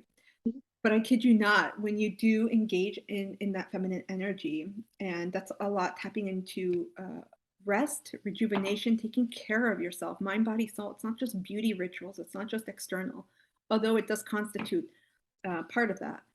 It's really allowing yourself to be in the flow of life, to be creative, spontaneous, tapping into your inner child, right? Think about when you're a child. You don't have most children I know do not have planners or agendas, and they're like, okay, from 11 to 12, I'm doing this. To just go with the flow, and they're like playing blocks, 1 minute, then they want to go outside and go swimming, then they want to come back and eat lunch. Yeah. They're just being led with their hearts. Like that's what being a child is. They're led with their hearts, which is Leo season, fifth house, child, energy, all of it. You just said it. You took the words out of my mouth, Katie. Yeah. Tap into your inner child and really get back into that creative spot. Also, just rest and play because kids have nap times too. Ever wonder? The same with animals too. And they rest. And that's when a lot of this stuff, I'll say, what you're manifesting happens too. And again, there has to be a balance, obviously. I'm not saying stay on the couch and call it a day and everything's going to happen. No. But integrating that element, that energy within you, and taking time to really take care of yourself is going to lend to this manifestation, to bringing your goals into reality. And so, yeah, like we mentioned before, really tap into how you want to feel. Assess at this point in time what your self-care routine looks like. It doesn't have to be anything big, but you should have some type of self-care routine that enables you to pour into yourself first thing in the morning. There's a quote I read, I forgot from where, maybe the 5 a.m. club, like creating like a morning ritual. and I can't tell you word for word because I'm going to butcher it, but it essentially said something like, you have to work for yourself first before going to work for someone else. And in short, you have to pour into yourself. The first person that you should take care of is yourself. Obviously, I'm not saying if you have pets that have to go pee or children you have to feed, like, no, use common sense too, right? But really take care of yourself and pour into yourself first thing before doing for and to others, because that allows you to get that integrated into your day and to make sure that you have that inner stability and that love that you're giving towards others also to yourself. It's really important. I think a lot of us leave it out because for so many reasons. We're busy, we have a lot of commitments on our plate. Um, it doesn't matter. It runs the gamut literally, but this is important. And think about one thing. I'm making it easy. Think about one thing that you can do on the Lionsgate portal to tap into the self-care, whether it's taking a nap, dancing, sleeping, singing, eating a healthy meal, whatever it is, some form of self-care that you can use as part of your Lionsgate ritual or process to help set that tone. Because for the Lionsgate, I say, and I say this too without excluding anything that you're going through, right? If you're going through something, like grief or experiencing a lot of things and you're not able to handle it, don't pretend, like, because I don't support toxic positivity and say just pretend it's not happening. You can't. Your feelings are there for a reason. So process it. Maybe journal or take a self-soothing bath or something like an activity that'll take care of you in that way. So really connect to how you're feeling in order to form that self-care ritual or step or process or activity that'll help you tap into that moment, how you are then, not how you wish to be. It's very different because the vibrations aren't the same. And I feel like it's inauthentic to tell someone, especially if you're grieving or you're going through a lot and you're like, I'm not in the mood to be happy and to start singing. Well, then don't. Honor yourself, honor the energy point at which you're at. If you're exhausted, maybe a bath or a hot shower and getting into some like comfortable pajamas is the best thing. And do that and get your favorite food and manifest from that place of calmness. It doesn't have to be an emotion that you're not feeling, just to feel that way. And so, yeah, commit to that. Katie, you wanted to say something? I was just going to ask, it's like, do you have a favorite morning part of your self-care that you want to share? Like, do you have like a morning self-care thing? Me? Like, what's your favorite, or what do you think works the best for you? Because I have a weird one. So for me, the first thing I do, I don't leave my bed. I meditate. I I do get that up a too. little bit earlier and I I meditate. snuggle with the dogs and meditate. My wieners used to sleep in my bed, but not anymore because they move too much. They walk around, and I'm like, no, it's been a couple years. So they have their beds, but if I move out of my bed, a wiener will pop his head out from his burrowed bed because they sleep in burrowed deep under, and they'll be like, it's time to get up. And so I quietly just put some music on my phone. I like Yeah. usually classical music or any meditation music. Sometimes I'll do guided and I'll just do my meditation, usually for anywhere from 15 to 30 or 40 minutes. But I don't like to do big chunks unless I have time, and usually not in the morning. Usually do Right. 20 to 30 minutes. And then after that, like for my morning routine, I do basic hygiene stuff. And I have to walk the dogs. See a lot of people. That's another thing. I see people in these videos, like morning routines. I'm like, what about the dog? No one's walked the dog yet. I have to Right. walk my dogs. I'm like, that's literally like the first thing I do is I get up, get the coffee, let the dogs out. But one of my favorite like self-care things that I came up with was after I'm done with the shower, I rub lotion on my feet. It's like a grounding process for me. It's like I do not lotion up all over my body, but I will make sure that I spend time on the feet because of that grounding property energy that it gives me. Because I've always up here. So my guys have been very adamant about staying grounded. And it's like a little foot massage and grounding at the same time. So totally works for me. We do that in Reiki too. Rub Yep. the feet It helps with grounding with the earth Nice. chakra. I didn't know that. Dude, I must have done Reiki in a past life or something, because I know an awful lot about things that coincide with Reiki. That's awesome. I think that's a really like integrative and really peaceful type of self-care activity to start in the morning, because for a lot of people their feet are very essential parts of their body, but they're also often the most ignored. And I neglected my feet, and that was another part of then my Jupiter's in Pisces. So they were just like, honor your feet, you know, like take care of your feet. And it's like, since I've done that, it's opened up a lot more energy, stable energy. So think about something in the morning that'll, or it doesn't have to be in the morning per se, but with whenever you do indulge and perform your self-care routine, think about ways that you want to feel that'll help denote that. For me, for example, because maybe it's because I'm a Libra. Yeah, I don't know. I have a Libra. I'm a Libra stellium, right? But I'm a Libra sun and rising, and I'm always actively after balance and peace. Those are one of my top values. Serenity too, but everything I do in my home, it's to be peaceful. I don't play loud music, even though I love rock and Metallica. I don't play it in my home a lot, only with my earphones. But I cultivate like an environment of peace. So think about in your routines how you want to feel and connect that. Yeah. Beautiful. Yep. And anything else? Let's see.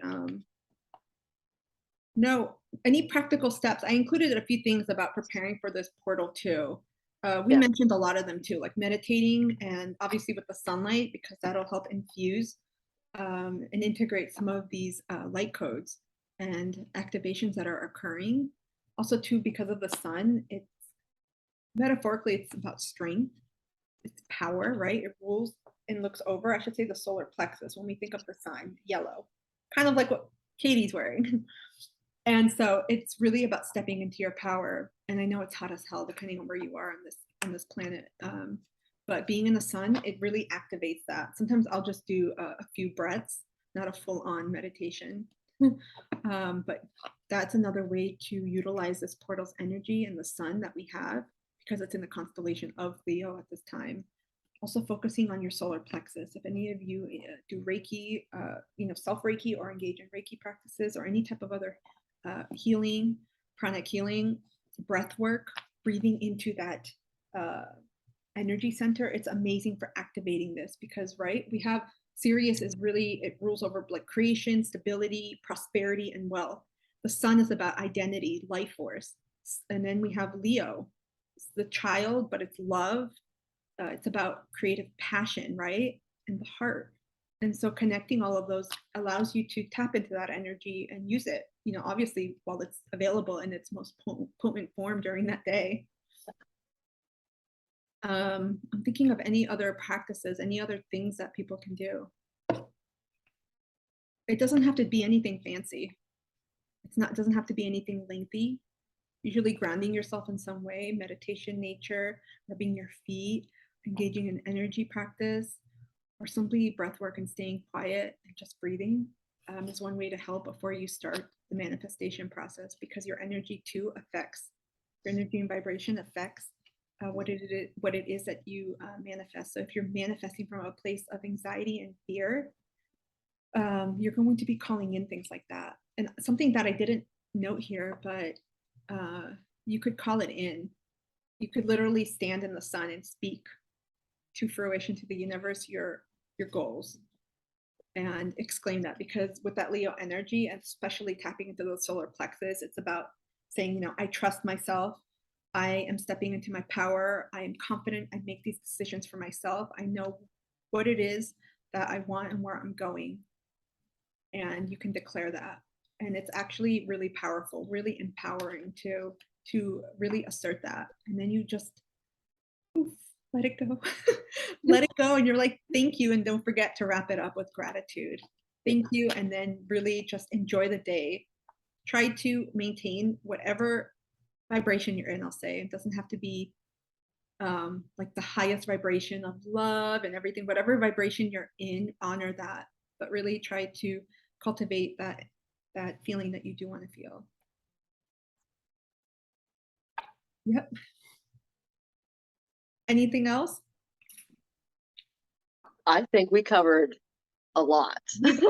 we went in depth without actually going in depth. Yeah, right. It's like we just kind of skimmed the surface of what the workshop was. But we went on our own little tangents, and it was I love it. I love it. Okay. So what should we proceed to next? So let's do the reading.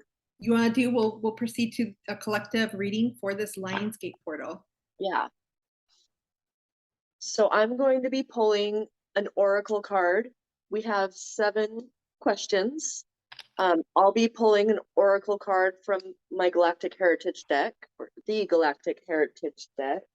And I need to give a shout out to Melissa Royal Holt, illustrated by David Cow. I love this deck. It's so cute. I was not super like fond of the artwork when I saw it, but there is something about it, and it's just gives the best readings. And I just like the energy connected to the cards. So I have a question. Do you want me to follow that with tarot after each question? Yeah, let's do that, and we'll clarify with a tarot. So we're going to be asking 7 questions, and I'm just going to run through them real quick. And so we're going to ask what this portal can support you with, what you'll need to leave behind, what to take with you, how this portal is going to change you, what this portal is going to activate for you, a message from the higher wisdom of the Sirians, and how to move through this portal with ease. So we'll be answering some very important questions in this collective reading.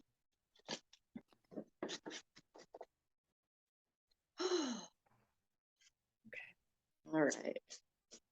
What can this portal support us with? What is this portal supporting us with? Woo! That one flipped over there. I love it. So what this portal is helping us with, number 73, freedom. Yes. Perfect. Sovereignty, freedom. So that's very, just tap into this because I'm seeing something here. I mean, we've got like the North Star right there. We've got a nice little star sitting there. It's beautiful. So this is freedom from, I feel like it's freedom from other people's expectations and other people's ideas and thoughts about what you should be doing. Because with that Leo energy that we're working with in this Lionsgate, it's freedom and sovereignty, I feel. I love it. I'm going to add 2, and I want you to add 2 when I pull a card. I also got freedom of restriction because we have to include and also consider the Uranus triple conjunction Uranus. Am I saying Uranus? It's about breaking down. I'm like, wait, I'm saying that wrong. I've been saying everything wrong, like differently, and I'm like, that's not right. It's about breakdowns, right? That's the planet that rules Aquarius, and so really expect a lot of things that aren't working in your life to break down. Almost like I'm getting a lot of tsunami energy, like wash away. I'm not saying to that extent, right? Yeah. Because you're going to find that personal freedom, also that collective freedom, right? From breaking out of things that no longer serve you. Absolutely. Got like a bird. Okay, let me pull a card. Let's see what other messages we have.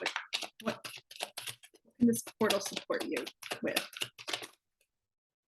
Nope. Look at this. We got 2 cards, 5 of Cups. This is water energy. Pisces, Scorpio, Cancer. And more cup energy, 2 of Cups. I'm going to hold it up. I like looking at them too because I'm visual, but I feel like this energy is supporting similar to what the oracle I'm getting too. It's just leaving shit behind, what no longer serves you, anything that empties your cups, anything that restricts you, that prohibits you from living the life that you want, from being the person that you are, from going further with what you want to do. It's about leaving that behind. It's being cleansed away. The thing is, we have the options. I feel like this is the choice point we mentioned earlier, because we have here 2. 5 signifies change. 2 signifies a stability. It also signifies coming into union with self, but also into partnerships. A lot of soul partnerships are happening right now, all different types, right? But this is the freedom to really tap into your emotions, into your heart, let go of anything that's not working for you anymore, that's really hurting you, mind, body, soul, that you know has to be let go, because that's where you're going to find the freedom, right? And that card is 73. Some of you are seeing So that. it's a 10. It's a So 10. 73 is a 10. So we got the completions. And so, yeah, it's exactly what you're saying. It's a completion, an ending of anything that is holding on to our feet and dragging us down. It's like, especially when it comes to relationships and emotions and that kind of stuff. So absolutely. You just nailed it, Katie. It just, 2 of Cups is speaking to people, but anything that really infringes upon your emotions in a negative way, it's time to go. And I'll just say, if you don't make that choice, we got eclipse season coming back. Yep.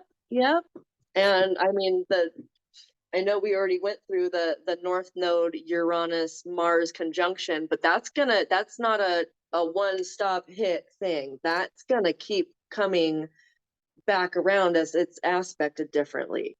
So it's we're just seeing the beginnings right now. Yeah. All right. So that's what the portal is supporting us with. Let's find out what we need to leave behind as collective. I love your cards. They're so in tune. Thank you. Ooh.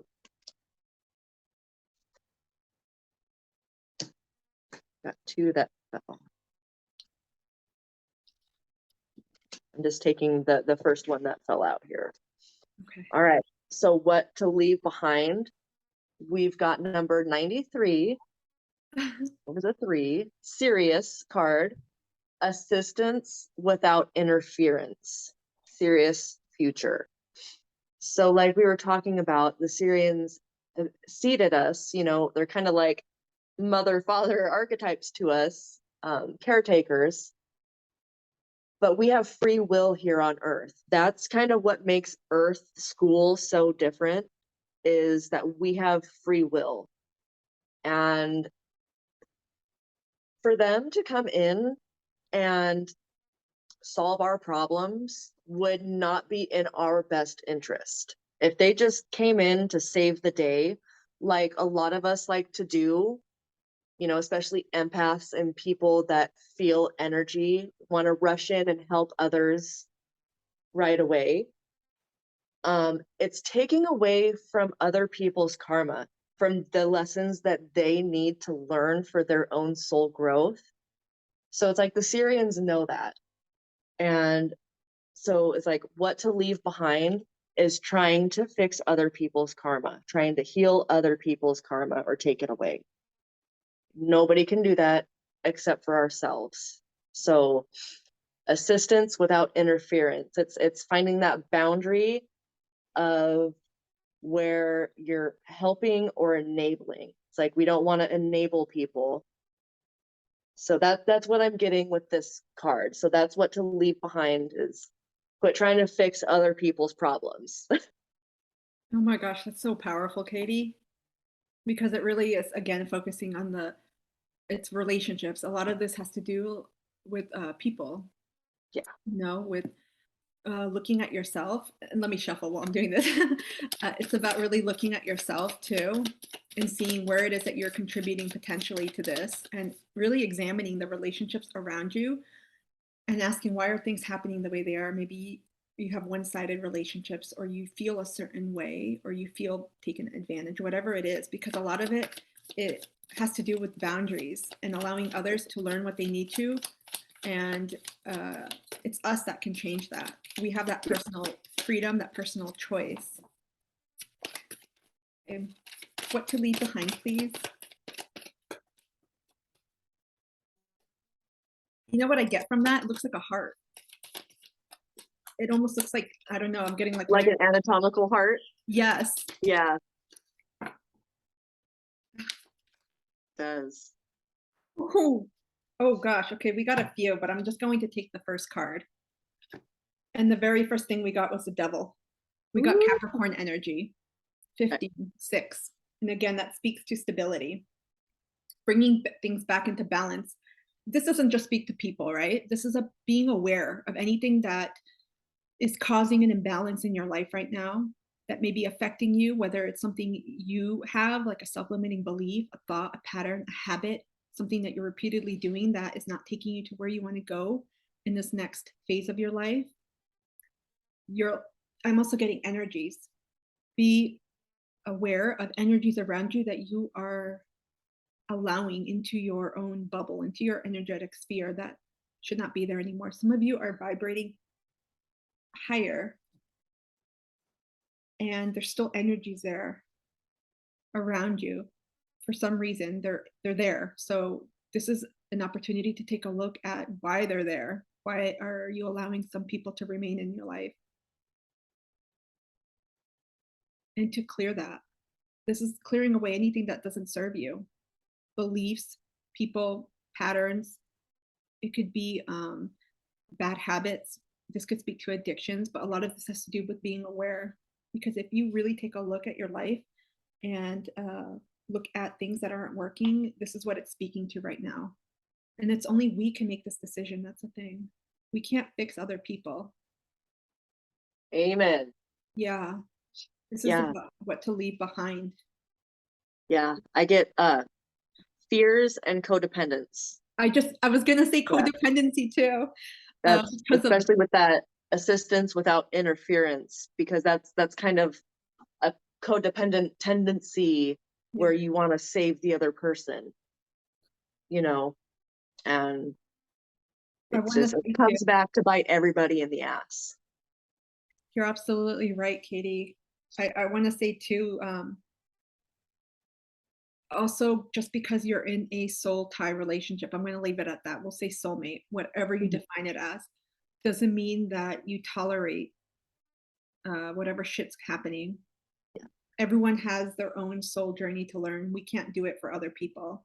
If they don't learn their lessons, but you may have learned yours, you have a decision to make, because otherwise cycles will be repeated. Yeah. Say that to people. Do you want the cycle to be repeated with so-and-so? Because I know everyone knows where this energy is in their life, where it exists. Right. Yeah. Absolutely. Wow. This energy, this portal is really about clearing the shit out. Oh yeah. Oh yeah. Bring it forward. All right. So that's what we're leaving behind. And what are we taking with us?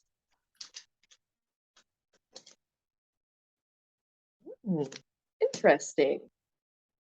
Number 74. So we have a progression, because we started out with 73, Vega freedom, and now we're 74, initiation and ceremony, Vega future. And Vega does have strong ties with the Sirians and the Lyrans. All three of those are like my big three for star seeds. Aren't Lyrans the cats? Aren't they like that? Like the Lyrans? Aren't they cats? Yeah, it's kind of like like the Lyran, kind of Leo energy. Yeah. All right. So taking initiation and ceremony into the future. I'm really looking at ceremony because it's like, this is the initiation.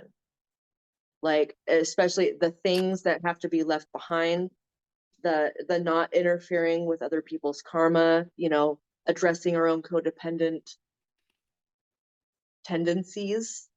It's like, that's the initiation. And I feel the ceremony is like the celebration, or there's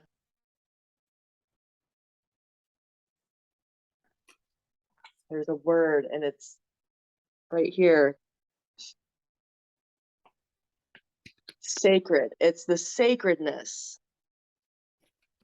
It's like taking the sacredness of everything that we've learned in the past and is like crystallizing into form with this portal. So we're taking everything, we're taking that, oh, I just like our hopes, our dreams, because I'm seeing all these stars, and to me this looks like a little water drop, and we have little star beings holding hands, and there's some stars.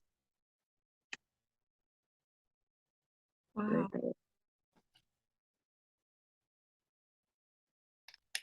So yeah, we're taking the initiation, the ceremony, but we're like melding it into our lives. So we're really I'm like, it feels too big for words. Okay. It feels too big for words. But it's like, why do we do ceremony? To honor, to honor things. And I feel like it's honoring ourselves, honoring where we've came from, and honoring where we're going. So it's past, it's present, it's future. And like making our day, every day that we live, a little ceremony, a little celebration of life. Like, yeah. What do you got with that, Christine? There might be more that pops up, but that's. I love what you said. It resonated completely. I immediately got slingshot in my head. And for Yeah. me, that felt like a propelling forward and taking with you. This is like taking with you everything that you're not taking with you. So taking with you the good, not just the good, but the things that you want to create in your life, taking with you all the lessons you've learned, because when we look back in the past, it should only be to either remember good times or to remember the lessons we have so we don't repeat them. And because this is going to be a brand new vision, a brand new cycle, hence the initiation. Initiation is like being inducted into something, starting anew. And with the reduction up to 74 into 11, I'm getting a whole new foundation, a whole new life. This is like a whole new start. Because I can see the little people there, but it's almost like they're creating their own pod, their own community. Yeah. It's almost like they've been transplanted. And we got the green and the red or pink, perhaps, which speaks me to the heart chakra. So this is about leading with your heart and bringing with you everything that you truly love and that connects to you. Really think about that. Wow.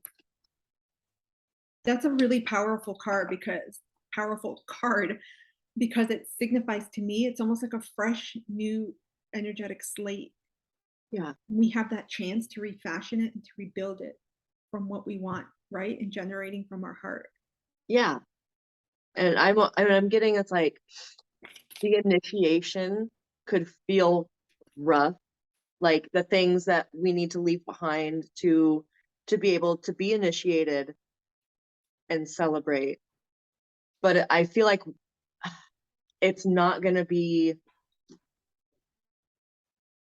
take long to see the results of like the heaviness we had to leave behind. Because, there's always grieving when we have to leave, people, friends, jobs, things that we've done for so long in our comfort zone. It's like there's a slight grieving process, but I feel like we're going to get over it really, really quick. So don't be discouraged if you have to do the hard things. Yeah, I'm getting the same energy. It's just taking with you. I'm getting love, because love is the only thing we take with us when we die. And in this sense, when we die, and metaphorically speaking, I'm not getting physical death. And again, that's not out of the question for some in their journey with people around them, but I'm getting more physical or metaphysical and metaphorical sense of the word death, rebirth, and transformation. Mm-hmm. And taking with you all of that love forward, because that's going to help you rebuild the new. Yeah, it's almost like the death card and the fool card combined. Yeah, I got that. I got fool card in my head when it first started, because I'm like, this is the start of a new journey. Right. Right? Going through the 1111. Mm-hmm. Well, 11 here, but going through the posts, right? You're entering a new portal, if you will. Right. That's the initiation. Oh my goodness. Okay.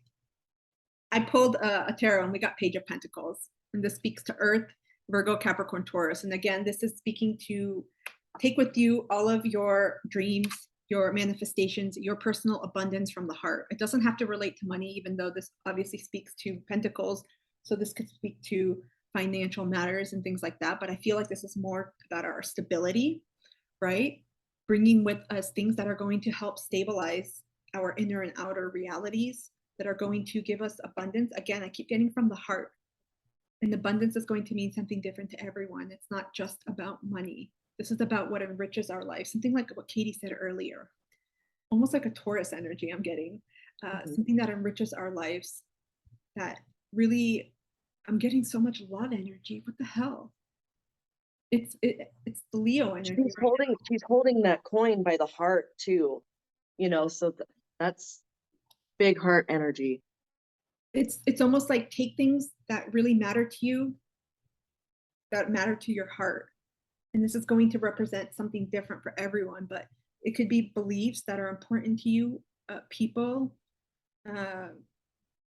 maybe processes, memories, rituals. Take things, because this is like, I'm getting like a rebuilding. Some of you in this next chapter of your life, you're going to be rebuilding, starting anew from the ground, because this is a pentacle, if you will, that hasn't seen the full development or fruition, right, of its potential. This is just the beginning. Right. So you're taking everything. It's almost like a time capsule. It's almost like you're taking everything that you've learned from this last cycle of your life, which was pretty heavy. I'm not going to lie.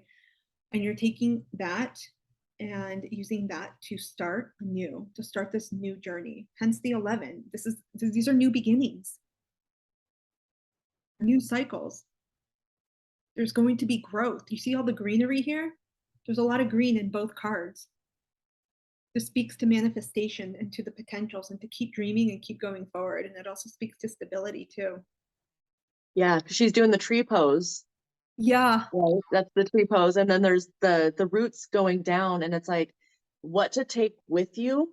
What that makes me feel is like you're only taking the necessities, like kind of like the Fool card does. The Fool, it's like traveling lightly, but it's like if you're bringing the right tools, beliefs, thoughts, ideas, whatever, people, it's like you only need like that quality, because that's going to create the best growth. So I just got quality trumps quantity. Yes. Some of you are not going to need a lot. Some of you are going to be moving too. I'm getting and like that's a very Taurian quality or thought. It's like, I want quality over quantity. Yeah, that's also very much tapping, well, you said it, Venusian energy, but also Libra and Leo. They're all about refined tastes and the luxuries of life, right? But enjoying the quality. Wow. That's what we're taking with us. Take the fine cheese and the wine and the chocolate. Yes, please. All right. So how will this portal change us? Damn, I want to see this one. Keep pulling out like 3 of them.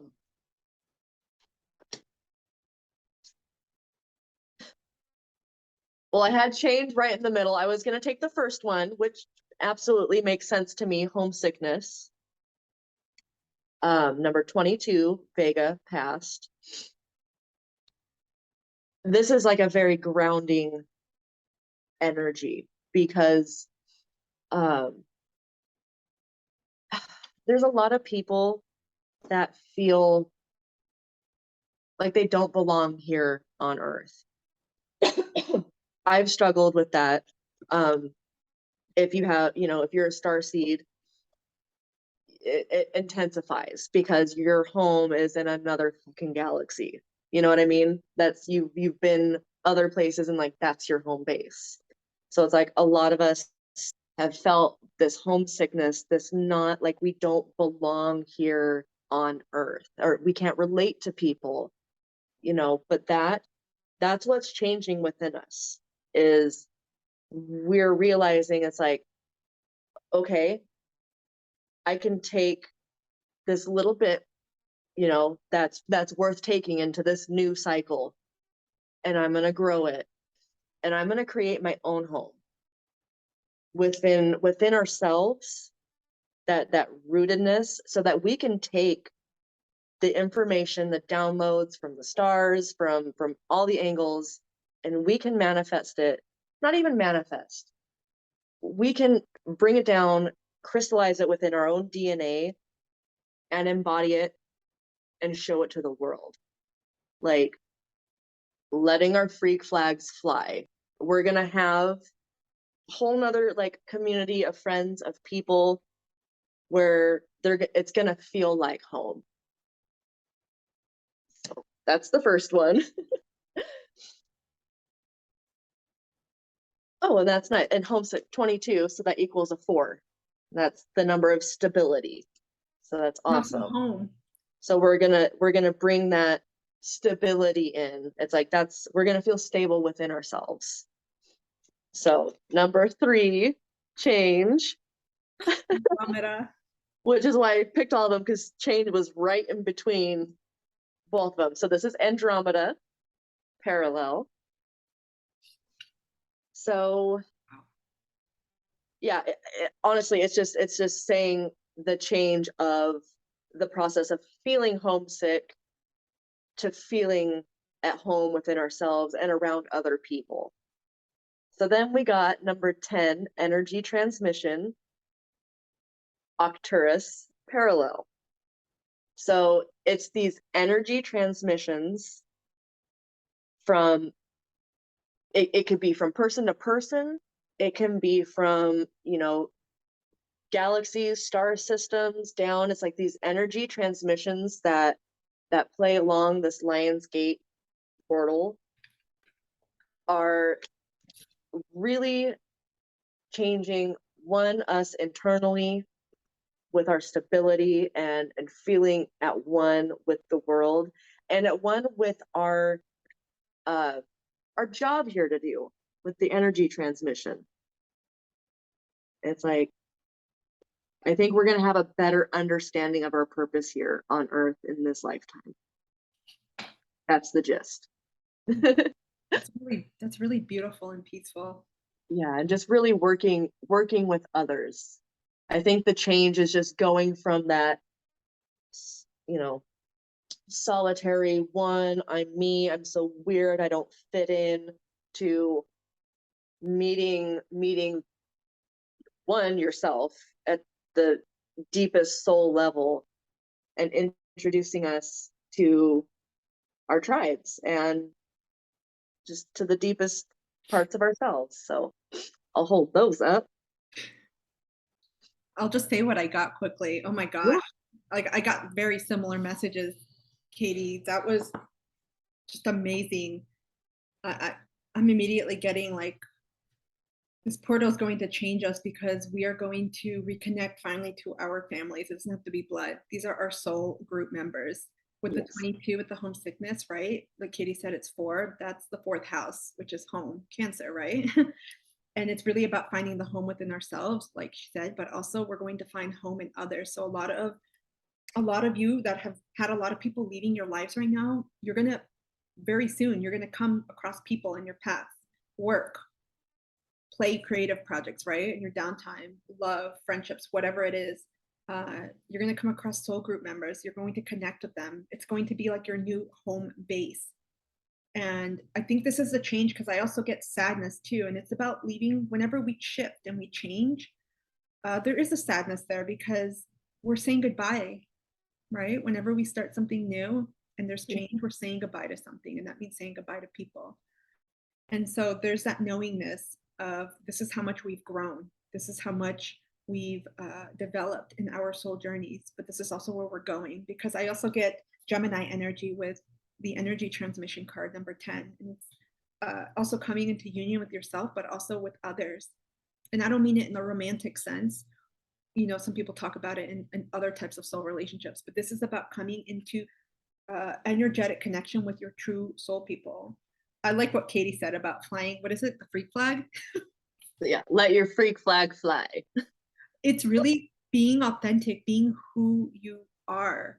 Because as soon as you step into that and you just honor who you are, that's when the abundance in all its forms come in. Because when you add up all those cards, you get 35. And when you reduce that, you get 8. 8.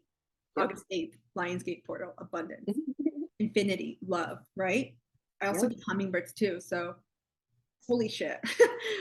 This is going to massively change a lot of people, especially those that are looking for a place to call home. Because I'll speak just separately. Like I've never felt like I fit in anywhere. And I've always like been a little bit odd, and I always tried to hide myself in so many different ways. And it wasn't until I finally accepted and loved who I was, and I was like, this is me, that I started connecting to really like-minded souls. Oh my God, my throat. And so that energy, oh my gosh, that's just amazing. It's like a burst of energy. Glad I kept all 3 of this. And we get, 3 cards, like, yeah, I don't know. It's just, to me, it's just powerful. And we have 22 there, right? That's the homesick. Yeah, homesick.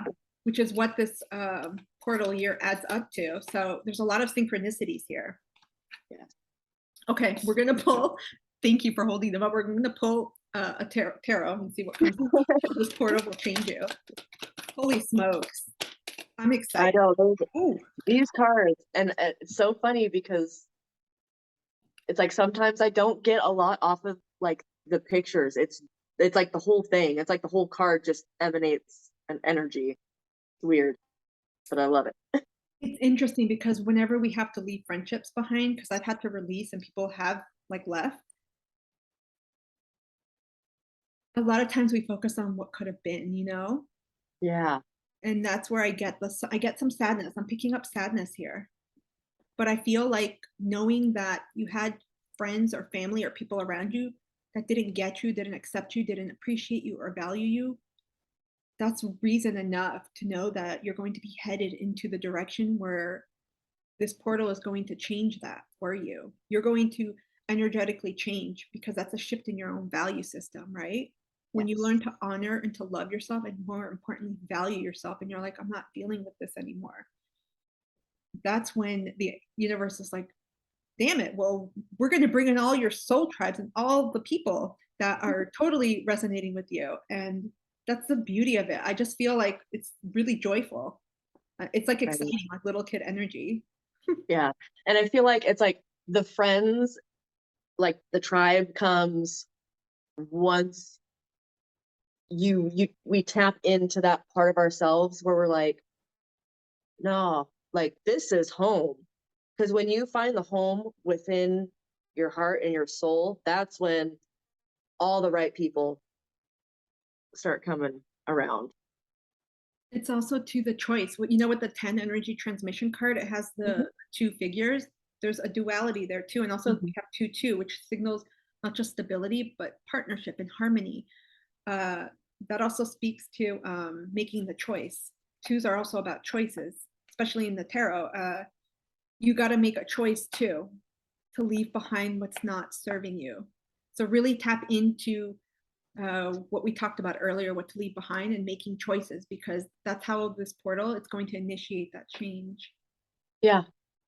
This homesickness card 22 is our master builder.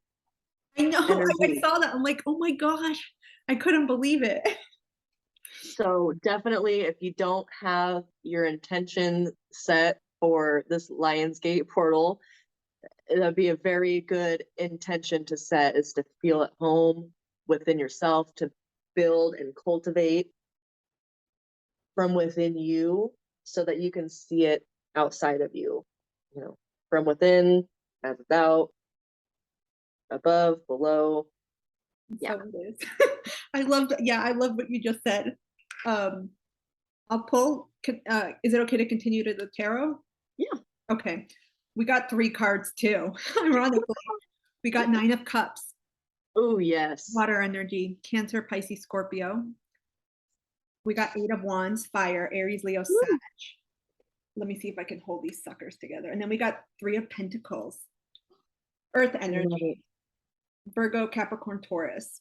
And so, wow, I wish I had like a split screen. Okay, so wow, this portal is this again, 9 of Cups speaks to abundance, but especially abundance as it ties into your emotional fulfillment. This portal is going to activate so much. I'm getting a lot of heart energy here. It's going to activate so much for everyone because when you follow, sorry, I'm closing my eyes because I'm getting like a lot of messages. When you follow your heart, that's the key to the abundance. When you follow your heart's calling, your soul path. So many people, we've all been, part of this. We follow paths because other people tell us to, because it's more prosperous, it makes more money, it looks better, it's, the social status is this way, whatever it is, but it's not true. It's not according to our true heart's calling.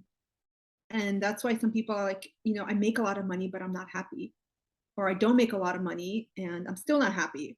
But it has something to do with tying into your heart. So when we cross this portal, it's in alignment with our heart. That's why it's important to really get clear on what it is that you want to manifest, what goals you want to pursue, what you want to do, step into, I should say, because we don't have to have, again, all the steps figured out.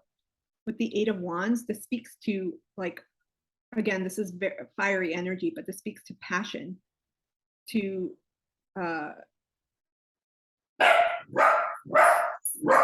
welcome to my winners. They just activated the card. Instead of me saying it, that's the energy you have to take. Go forward. This portal is going to activate, I'm getting a lot of like sacral and solar plexus energy, especially sacral. It's going to activate your passions, your creativity. It's going to awaken. It has recently. I felt that divine feminine energy too. And this is very much tied to the abundance that you seek. Again, it has nothing to do, for me, abundance is very much a holistic definition for me. It's like joy, contentment, happiness, love, and all in one in different areas of your life. So having abundance in your friendships, in your love life or romantic life, in different other partnerships, in business, in your goals, whatever it is. And it's interesting, we have here 3 of Pentacles. This is, community, collaboration, teamwork, coming together. Very reminiscent of Katie's Oracle 10 energy transmission. This is about coming together with people. Mm-hmm. And this portal is going to change you all because I feel like you are going to gravitate and start meeting your soul group members if you haven't already. Some people that I feel a lot of you have crossed paths with them and you're not aware, and you're going to develop this. And this is going to be a huge change for many of you because you're transitioning homes. I keep getting that too, like homes, different pods, communities. It's like the center of where you're at. A lot of, some of you are going to be, I'm getting a lot of like work together. So for some of you, these soul members, this community that you're tapping into, it's going to be in connection to the abundance. It's like doing things with others. I'm getting a lot of Aquarius energy right now. Wow. A lot of community focused, innovative, working together in teams. And this could be more collaboration at hand, doing what you want in very unconventional ways. There's a change in how we operate, how we do, how we live, how we work. It's going to be very different than what we have now, but that's going to bring the abundance that we have. Because it's more aligned to where the earth, to the collective energies are shifting, right? This is a planetary shift. It's not just individual. And as everyone shifts and makes those decisions and follows their true soul path, it shifts the entire collective together, right? There's a lot of it. There's a new creation. It's like a new earth I'm getting. There's a reimagination, a recreation of something. You see how there it's like a is it a loom? I don't know what it is. I don't Sacred macrame. thank you. I knit, but I don't know the terms for other things. This macrame thing, they're still constructing it. They're still building it. This is like the energy I'm getting. It's similar, very similar to the oracle. I absolutely love that you mentioned the Aquarius energy and like the working together and how we do it is shifting, because this whole thing is forcing us like into our heart chakra, with that 9 of Cups, Yeah. so it's like we're not just doing things to better our own lives. We're starting like as a collective to ask, well, how does this affect others? How is this going to help this issue? Or you know what I mean? It's like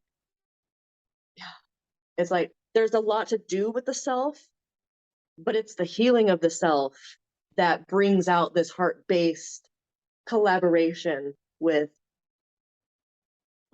multiple people and ideas. Yeah, there's going to be, how they say, I don't know the saying, 3 heads or 2 heads are better than one.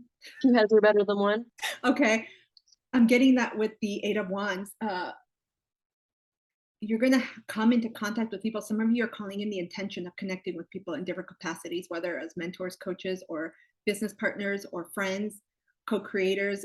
Getting a lot of different areas, a lot of just sacral solar plexus energy. But these individuals, these soul members coming in, they're going to be the leading drive and the force behind these creative outlets that are building. I keep getting like building blocks. So it could be, side hustles that you're involved in. It could be work opportunities or just general service oriented projects or even just friendships. It's an enrichment in general. Wow. It's level up, I should say. Total level up. Friendship glow up, people. Absolutely. Yeah. Literally glow up.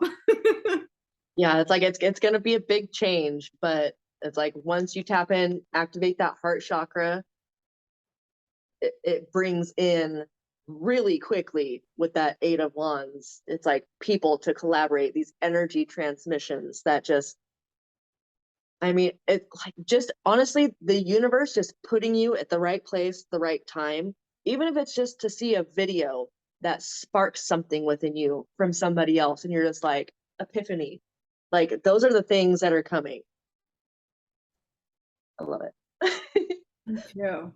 Oh, these are such amazing, amazing readings so far. I'm really excited because I've been feeling this energy even amidst all this, shit we're going through.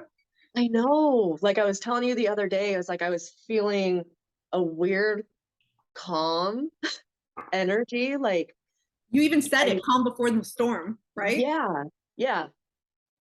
But it's like, I don't know. I have this weird knowing that it's all gonna work out. It's gonna be rough. It's gonna be like I see a ship being, tossed on an ocean. It's gonna be rough. We're gonna have to ride out a few storms, but the payout for that and just the growth that we'll experience within ourselves and see in other people outside of ourselves is like, that's a gold medal right there. I agree. There's like so much growth, right, with this. Yeah. Okay, we're on number 5. Question: what will this portal activate for you? Okay.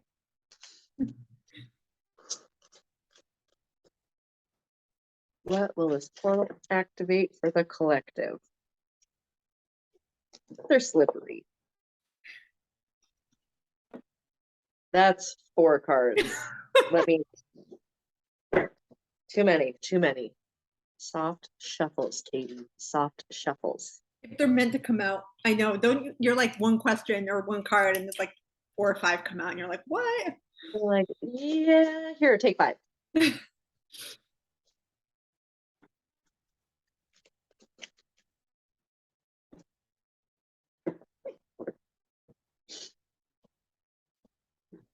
All right. So what this portal will activate for us, we have hive mind number 29, insectoid parallel. So that is, it's collaboration. It's working with the collective. So it's like, it's seeing how your individual part plays and helps expand the collective consciousness, how to work best with it, but also avoid the pitfalls of the, well, this is what everybody else thinks, so I should probably think that too.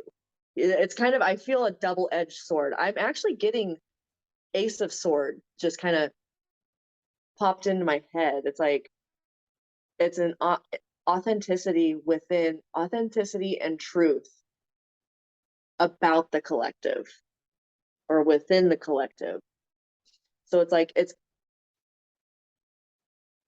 activating the individual to be a more heart-based participant in the collective. Okay. And then number 108, emptiness, Orion light, future. Wow. It's like, I feel like, because he's got a little hole in his heart right there. And I feel like the collective is that missing piece, like isolation. Like I've been through that. Like I could probably have 12 gold medals in hermiting, you know, in isolation, and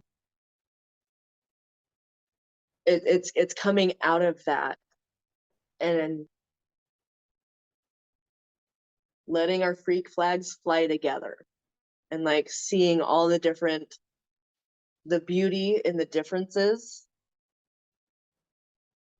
It's like fills that hole. Like we might not be like the person next to us, but we complement each other. And so I think we're seeing that's being activated within us. And I really feel that within myself too. You know, even having a channel, but still working on like communication and wanting to be a part of the greater collective. So I feel like that energy is coming in through the cards here. So that's what the portal's activating for us. And that's really funny because it's like the heart's missing, Leo's the heart. So what's activating is our heart chakra, so that we'll feel safe and secure in that solar plexus energy. Like, yes, we do have something to contribute that is worthwhile. It might not sound like so-and-so, but it's needed. So I feel like we're finding our place within the collective.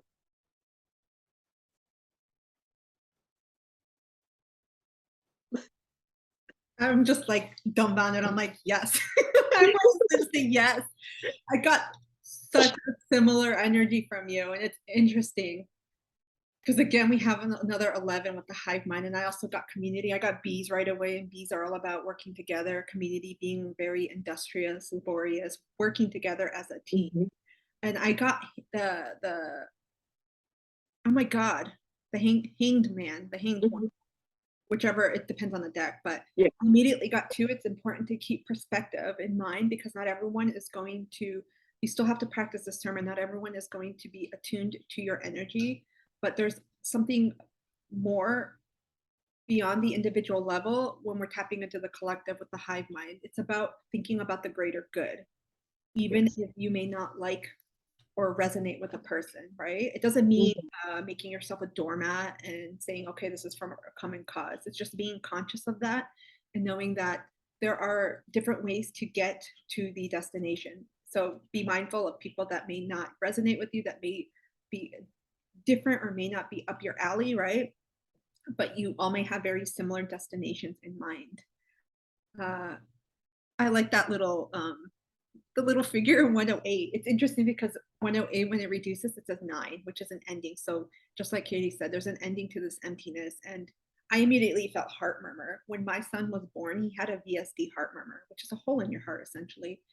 And right, Leo rules the heart. And so a lot of us, we felt, especially with the cleaning out of people and the releasing of people and the shifts, people from our lives, there could be an emptiness. Like, where do we belong? Who is our soul group? Who is my family, chosen or blood? Because family, it doesn't just denote those from, you know, your lineage. And it's coming together with people. It's very similar to, it's almost like continuing the message from 4. How will this portal change you? It's going to activate in you love.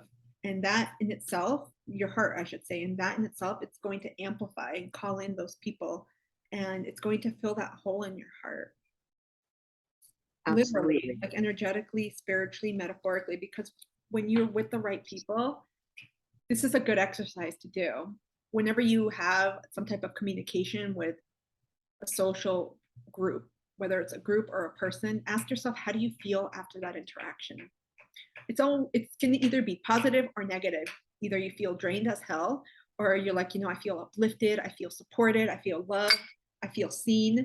You want to go for that type of energy, because if you don't, then you know those people are probably not in line with you. And that's what this shift with this portal is going to help activate.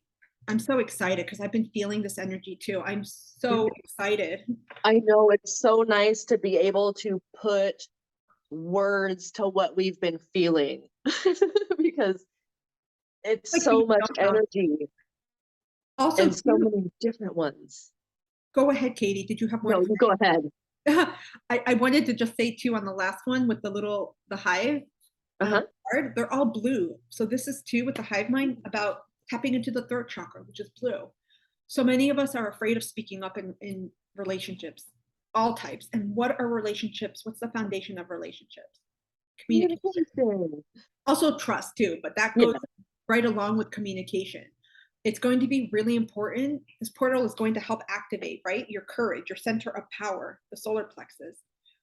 And obviously, when we have that, when we feel that, when we step into our power and we're like, I've got this, it enables us to activate other energy points in our bodies and be like, okay, you know, I feel this way because Leo, yeah, they're a very courageous energy. We think of the lion, but they still do things even if they're fearless, right? And so I feel like with that, it's about speaking your truth too to people, because I feel like a lot of relationships in this cycle that's coming to an end, a lot of relationships were built on faulty foundations. There's a lot of erroneous mixed communication, arrows going this way. People couldn't get on the same page, and it's because the communication wasn't there, and also because of throat chakra issues. People were afraid of speaking up for themselves, of asserting their boundaries, of expressing their needs. And some others too with their communication styles. It's huge. Where we're going, communication is going to be big. I get a lot of Gemini energy with that. It's like Gemini and Aquarius had a baby and they had the hype. Oh, I love those cards. They're absolutely like amazing. You get all these messages and they're wow. And we got Orion light, right? Orion is part of this portal activation too. That's happening on the 8th. A lot of synchronicities here. I like the. There's a lot of different star systems within this deck, and it's like we're pretty much Vega, Sirius, Orion. I mean, yeah, we got a few, but I mean, we're definitely hitting on all the major galactic energetic points here. I'm just feeling that. Wow. And the insectoids, because I think of like insectoids as like weird. So for lack of a better term, it's like coming together with your other weirdos. Like I think I don't mean that in a like derogatory sense. It's like finding your soul people, the people that get you. Yeah.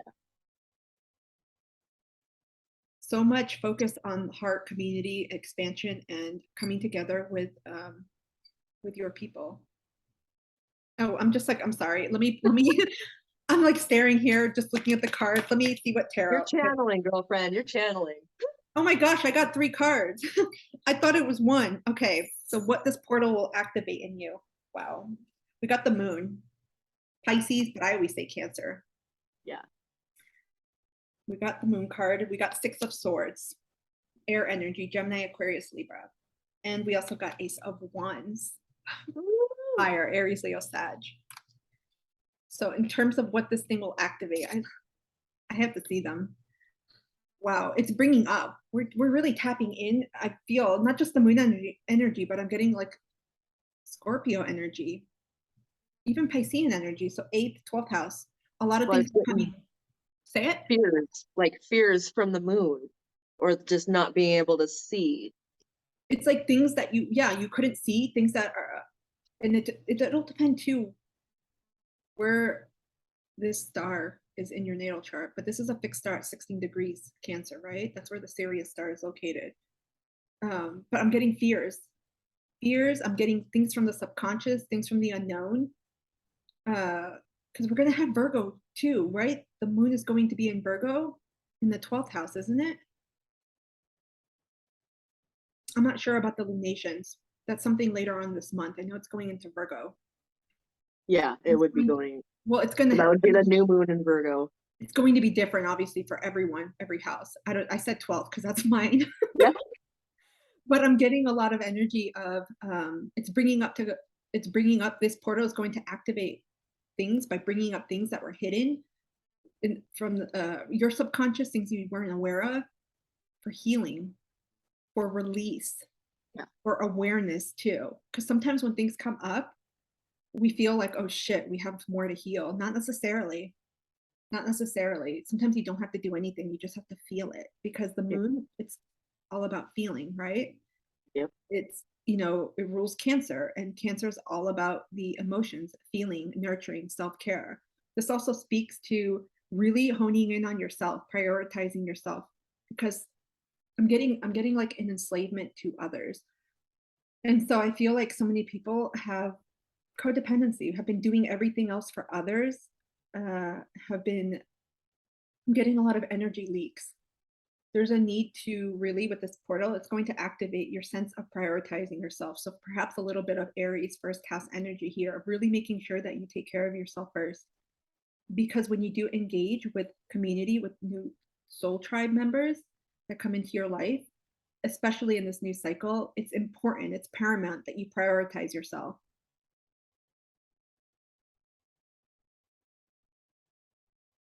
Self-care is the key to richness, I heard. I'm like, okay, like to abundance. That's going to be your golden ticket. And again, we talked about this earlier in this session about self-care, and this is activating to the divine feminine. I've been feeling it probably since mid-Cancer season. I just started getting like just the energy. I'm feeling it. This is activating that. Yes. It's the yin and the yang here. You see are these wolves or dogs? I think they're wolves. But this is activating that energy here. It's the divine masculine and feminine energies within us and around us. There's no more stuffing down what we're feeling. It's going to come up, because once we connect to the heart chakra, it's all out. If you choose not to, that's another thing, because everyone has free will. With the 6 of Swords, I feel like there is this portal is going to activate. This is, to me, speaks of stability and change and leaving behind things, worries, fears, anxieties. It's about stabilizing your inner self, your emotions, your mental landscape. It's your mindset too, very much your mindset. There's going to be like a whole new paradigm shift. It's interesting we get this because, so I used to be a political scientist, and there's a book by Thomas Kuhn called The Revolution, Paradigm Revolution. Forgot the title, but that basically how theories change and they adapt. And it's like a huge paradigm shift in the way of thinking. It's a consciousness advancement. It's us evolving and seeing things from a different way. And it's because we're releasing a lot. We're allowing things to come up. We're being conscious. We're becoming conscious of things that perhaps we used to engage in, we used to entertain, but no more. Oh my gosh, there's so much. There's so much. This portal is going to activate this most intense desire, and they're all going together. But this portal is like an intense need to do things differently, to do things that are aligned with you. It's like you won't be able to do things differently anymore. You're gonna. It's like that feeling of I have to do it this way, even if no one supports me, even if the people don't agree, even if my family doesn't like it, even if my friends think I'm weird or I'm like, from another planet, technically, you could be originally, but it's that feeling of I have to follow my heart's desire, like my flame, my inner flame. It's being lit so much right now. We're feeling it here, activated in the heart. And it's like you can't ignore it anymore. You Like can't. That's the energy transmission from the last row there. Yeah, it's that, Totally and reminds me. that's similar. The energy transmission is similar to this to me because it's like, to me, it's like inner union. Yeah, It's like that's cool. it to me.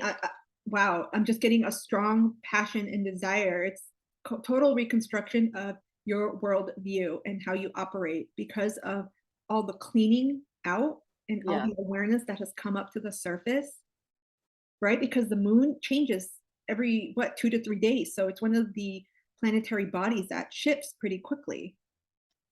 And it's also about releasing feelings, and look at the blue in the water. It's about speaking, releasing that. We got a lot of water here. It's letting your emotions, being in touch with your emotions, emotional intimacy. That's what I get here. Okay, I'm done. I'm gonna have to cut off the channeling. Katie, go. This was a lot. Wow. oh, Oh, okay. did you have anything else to say here? Well, I mean, you pretty much you touched on everything there. I mean, it's bringing me back to this, what will change you, because this is what's activating. But I'm like, I see the energy transmission as that Ace of Wands, the change as the Six of Swords, and homesickness, the moon, with that mother Cancer energy. I'm just like, boom, it's everything is going to flow. Like, there's going to be chaos all around, but if you stay centered in your heart space, it's like everything is just going to progress smoothly, nicer. Like, I just keep stay in the heart for a smooth transition. I got one more thing. This Go ahead. reduces to a 9. So this is the end of stuffing down your feelings and emotions. There's going to be a need for greater emotional intimacy, authenticity, truth, speaking from your heart with any relationship. With those cards, with the hive and with the transmission, there's a strong need for that going forward in all relationships. Otherwise, they won't work. Yeah. Holy crap, that's kind of big. This is big, and that's what we were talking about. We're just like, we have to do something for this Lionsgate. Like, there was an overwhelming urgency. Like, we have to do this. So I'm glad we're doing it. Me because too. this whole thing is just amazing. All right, we're gonna get messages of higher wisdom from the Sirians.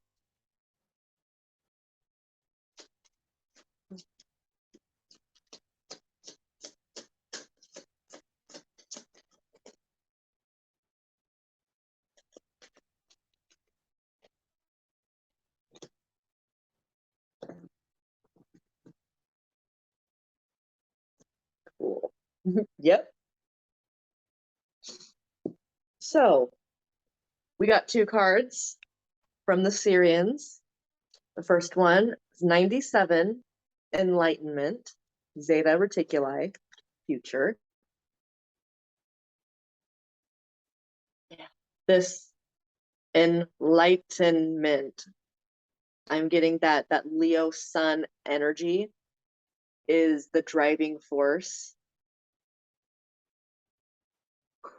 It's just this whole process, and I see it as like cycles, but like the figure 8, you know what I mean? The enlightenment, because we get enlightened to something, but that's definitely not the end of enlightenment. So it's like getting the enlightenment, taking it, sharing it, bringing it back, evolving it.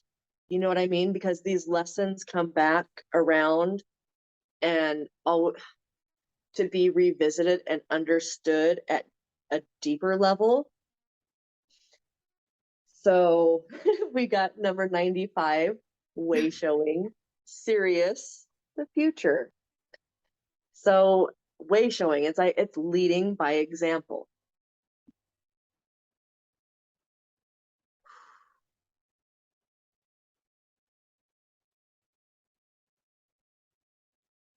Yeah, it's taking the enlightenment that we're receiving, that we're getting, we're understanding throughout this process and throughout life in general, but mainly this Lionsgate portal, taking that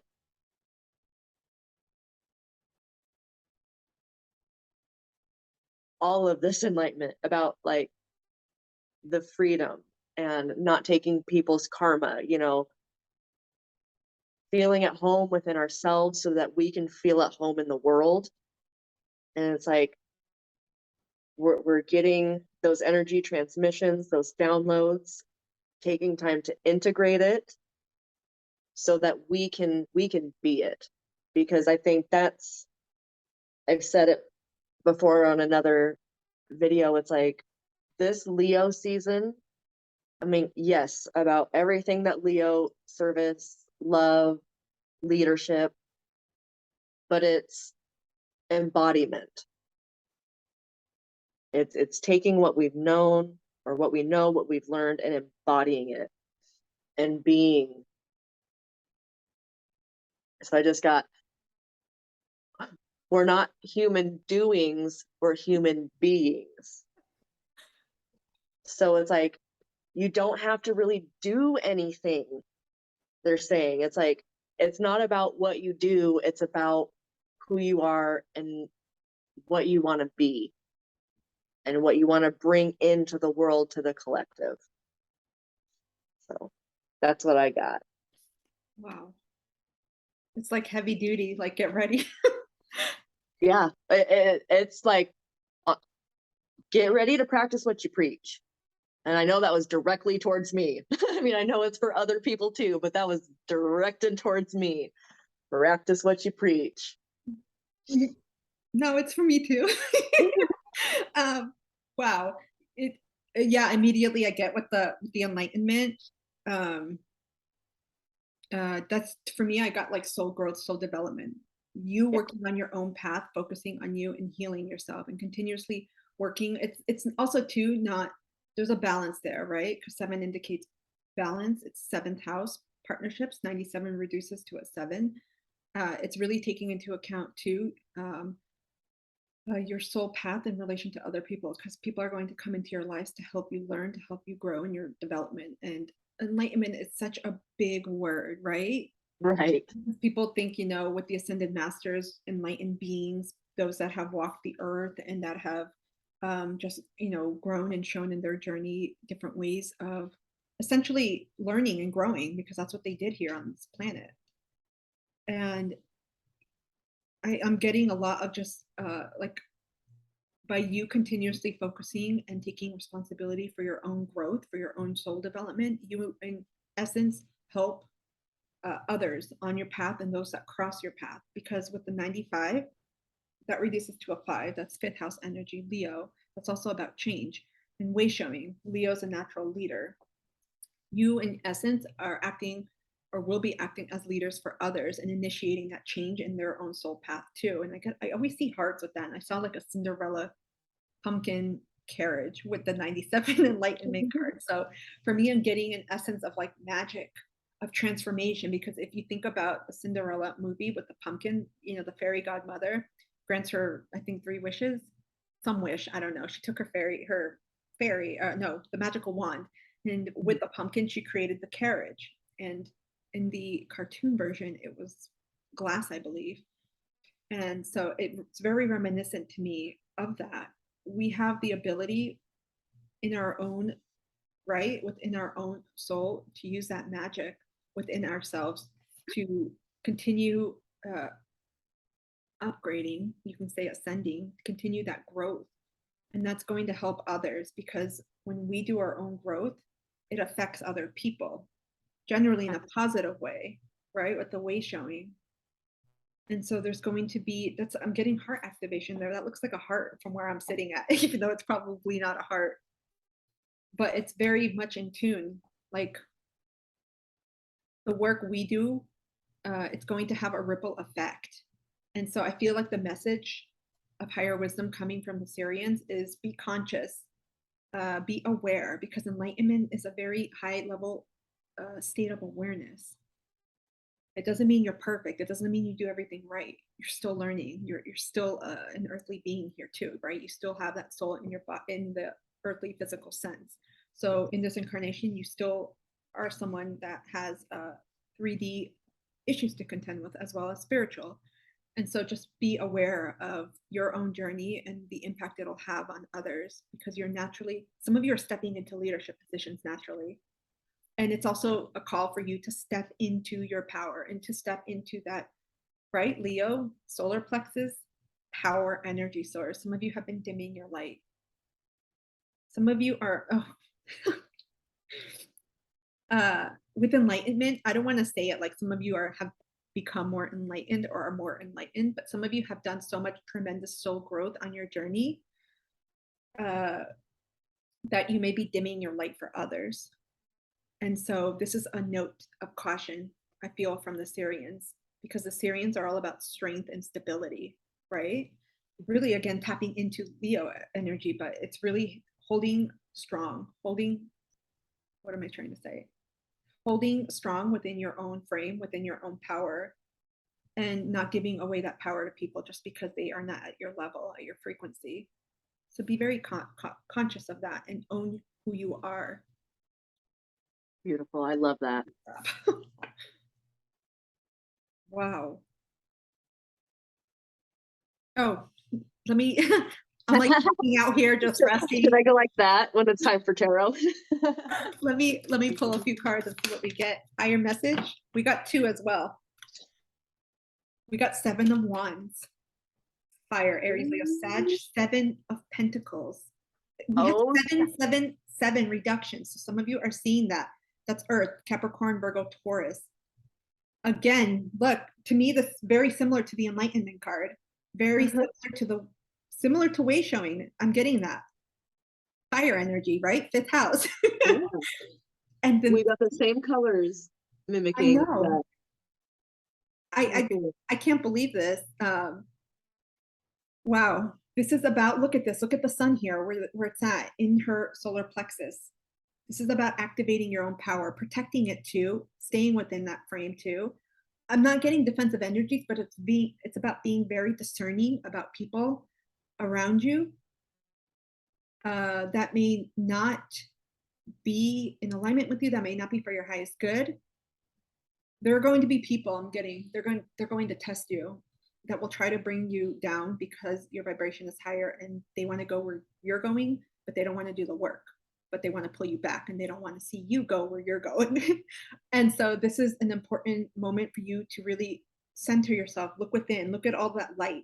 These to me speak of Katie's star seeds, star cards, star constellations. Like to me, these are other spiritual beings you're connecting with, your spiritual team, your higher self, your own inner strength, I wanted to say inner intuition, but inner strength came out because this is really about strengthening your own power center. When you are fully aware, cognizant, and in tune with your power and what you offer, in other words, you trust yourself, because solar plexus is very much about trust, especially self-trust. None of these clowns that are around you, they're not going to affect you. It's just going to be like, oh, you want to bring me where? And poof, they'll disappear. And for me, this is about similar. It's almost like this continues down here. I'm getting like grounding energy. When you totally are in your own power, there's a level of groundedness, of your roots being very deep, secure, and stable, because no one will be able to alter that. When you have that confidence in yourself, that trust, and you don't give your power away, your agency to others, your roots are deep. And that's where the growth comes from, literal growth, like a tree, right? Similar to enlightenment. You're able to grow and affect others. This is abundance growing because of where you're going, what you're doing, the work that you're doing. So I'm getting a bottom line. Really stay in your own lane. Doesn't mean you can't help others, but really stay in your own lane. Prioritize your peace. Prioritize where you're going, your love for self. I'm getting a lot of inner peace, inner harmony, because that's going to be the ticket to your own, for lack of a better word, enlightenment, to your own soul growth journey, to attaining what it is that you want, because you have to cultivate it. A lot of sevens here. Yeah. Holy crap.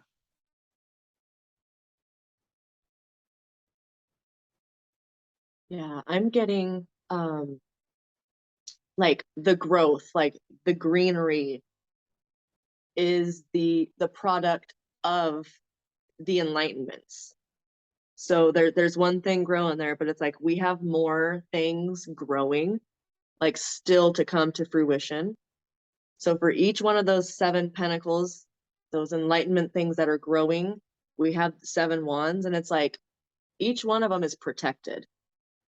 I feel like the Sirians are offering protection for your heart-based desires, for your heart-based manifestations. And you can call on the Sirians, you can call on any of your guides to reinforce that security with it, you know, for what you're creating. Because that's what I heard is like everything that you're growing from your heart is divinely protected. 7 to 7. Oh, yes. So that was a message from the Sirians. They're like, we'll help, we'll protect, you know, that they're trying to help us grow and evolve. So it's like, yeah, of course, we just have to ask, because where was the assistance without interference? It's like they can't just come in and do things. It's like we need to ask for their help, guidance, protection, you know, if we feel we need it. So yeah. Wow. And this speaks to them, because you mentioned earlier that the Syrians are all about, you know, the stability. Yeah. I mean, they're, you know, mathematics, science and stuff. And they have a nice balance of both, of science and math and spirituality. Like they know how it all fits and works together, like different sides of the same coin. Science and spirituality go hand in hand. We as humans just haven't figured it out yet. I mean, we're getting there, we're starting to, but yeah. What you just said, it's exemplified here with the spirituality and the earthly practical matters. And 7 is, you know, the house of long-term partnerships. Well, all partners or relationships, right? Libra energy, which is balance. Yeah. Whoa. This is amazing, because I'm just getting so many synchronicities about this with the Syrians. This is such a strong portal, more so than any other years. Absolutely.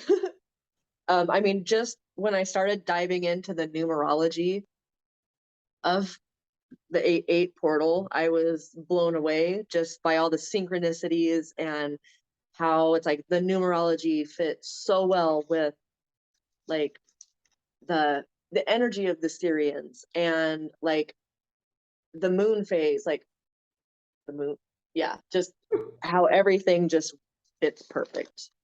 I love it. Okay, we have our final question: how to move through this portal with ease. Sleep. Right. Sleep. Right. Water. All right. How to move through this portal with ease.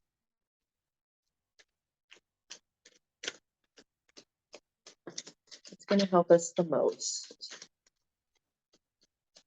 Moving through this portal with ease. All right, we got 2. Interesting. We keep getting a lot of 2s. Yeah.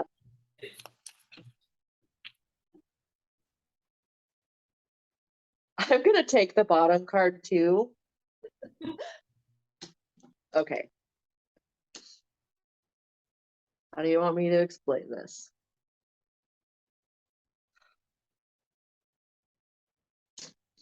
All right. How to move through this portal with ease. I feel it's the feminine principle, so that being able to receive, it's less pushing forward and less doing, more of being in the receptive state. And also, okay, so that was Vega Pass number 19, so that's a 10. So that's a completion and a new beginning. So yeah, it's being receptive. Really just trying not to push your agenda per se. Like, I've got abandonment number 50, Earth, and natural humility 69, Lyra, future. To me, this speaks of moving through this portal with grace. It's going to reignite some abandonment wounds, either from people leaving our lives or us having to leave people's lives or jobs, or this could even be like thought processes or the beliefs, because it takes like the natural humility of being like, okay, so this happened and I'm feeling this way, and it's okay. It's like being humbled, but being humble. I'm seeing these little things like crystals.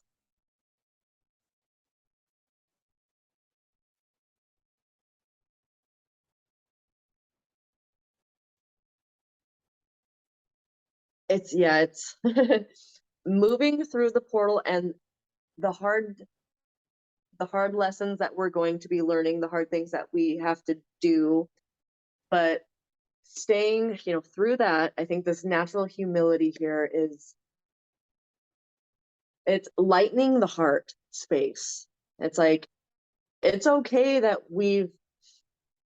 if we feel like we've messed up or somebody else has messed up, whatever, the feeling of, all right, we're going to get through this. Like, this happens to everybody, everybody goes through stuff. And this natural humility is allowing us to stay open, because it is really hard to remain open if you have abandonment wounds, which we all do in some way, shape, or form to some degree. Okay. So invoking this natural humility, like, yes, I played a part, but it's not all my fault. It's not all their fault. You know what I mean? To stay open to the good things that are going to be coming. Because I feel like that could be the pitfall through moving through this portal, is not staying open and receptive and not seeing the good things that are right around us, because we tend to laser focus on the problem. So we're not trying to solve the problems. Anything that's leaving is supposed to leave. It's supposed to go. Have that natural humility to move through it with grace so that you can remain receptive to the really awesome stuff that will be coming. Because what's leaving is like the tiniest, tiny fraction of awesomeness that is on its way. So that's what I got.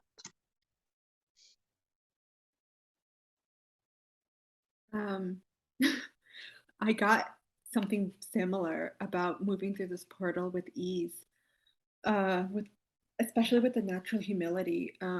It's really about having self-compassion for ourselves, forgiveness, and trying to come from a non-judgmental space. Because when we can know, because humility really taps to the human existence, because we are here to learn. Earth is probably the most difficult school than any other planet, than even graduate school or higher forms of education. The school system, it's difficult. Earth school, think about the lessons and the cycles and the experiences and the people all throughout your life. And as such, you have to remain, it's not a practical detached way, but know that this is all what we as humans experience. It's similar. We have different lessons that we learn. So the humility is important because it's part of the human journey here. It's part of our soul journey as humans, right? And so there's an element too of knowing that we didn't fail. I don't feel like there's ever a failure, right? Right. We just learned. We pivot. And that's where I get with the feminine principle. It's with this transition, really taking care of yourself at this time, because the feminine energy honors herself without, respective specification to gender or sex. It's just the energy itself that we're talking to. This energy honors itself, takes care of itself, prizes and values itself for who it is, no matter what has happened in the past, what mistakes were done. Because every lesson we've learned here, we've all had a part. We've all been assholes before. We've all been cheerleaders before. We've all played both sides. And that was part of the human experience here, what we have to learn as souls and part of our journeys. And with the abandonment, we have a 5 there. So I feel like that's shifting too. So many of us have abandoned ourselves. Earlier, we talked about codependency and enmeshment and lack of boundaries, because boundaries is really, at the root of all of this. If we have boundaries, we wouldn't have codependency. And so with the change in this, I feel like it's speaking to not abandoning yourself, and also bringing up issues of abandonment that will come up, like Katie said, with people leaving your lives and that shift, because the 5, it signifies a lot of change in dynamics, and so you may be triggered. So it's really about it's holding space for yourself, taking care of yourself, being open, and also realizing that you don't have to necessarily do anything about it. Sometimes you just have to be, right? That feminine principle, that feminine energy is really all about honoring what is it in this moment that I'm feeling. Okay, I'm feeling shitty because I feel abandoned because all my friends, they just left my life in like 2 weeks. And so you sit with that. And that's really the whole experience that we have to go through as souls. It's just feel that discomfort, feel it, and then heal it, right? Go through that process, and we can transmute that energy and alchemize it into something more heart-centered, because it's almost like a positive double whammy with the feminine energy. When we work on putting ourselves first in terms of self-care and nourishment and soothing, that in itself heals, because that's where the healing happens too. It doesn't happen in the masculine energy of always doing, right? I mean, think in therapy, when you do, for the most part, I mean, you're not the one talking, you're the one answering questions, but you're in a very receptive state. And so there's that element too. I feel in a nutshell, I feel like it's saying, yeah, there's going to be shit that may unravel. There's going to be things coming up, because I keep seeing volcano. There may be things coming up for eruption, for release, for healing. but know that you can keep yourself safe in this feminine energy. Stay back, take care of yourself, and move, like what Katie said, with grace, with humility. Keep that humble heart close to you and know that this is just one of many lessons that you were meant to learn, and everyone goes through it. No one is immune from it. Doesn't matter if you own 100 mansions and make $5 billion, or if you have, a small cottage or an RV and you make $1. It doesn't matter. Everyone goes through this process, and that's the key point I'm getting with natural humility. Key point. Are those butterflies? No, that's what I was like those little crystals. They're like crystals in the cloud. Oh, wow. I thought they were butterflies. Oh my goodness. Yeah, but there's little beings in there in each one.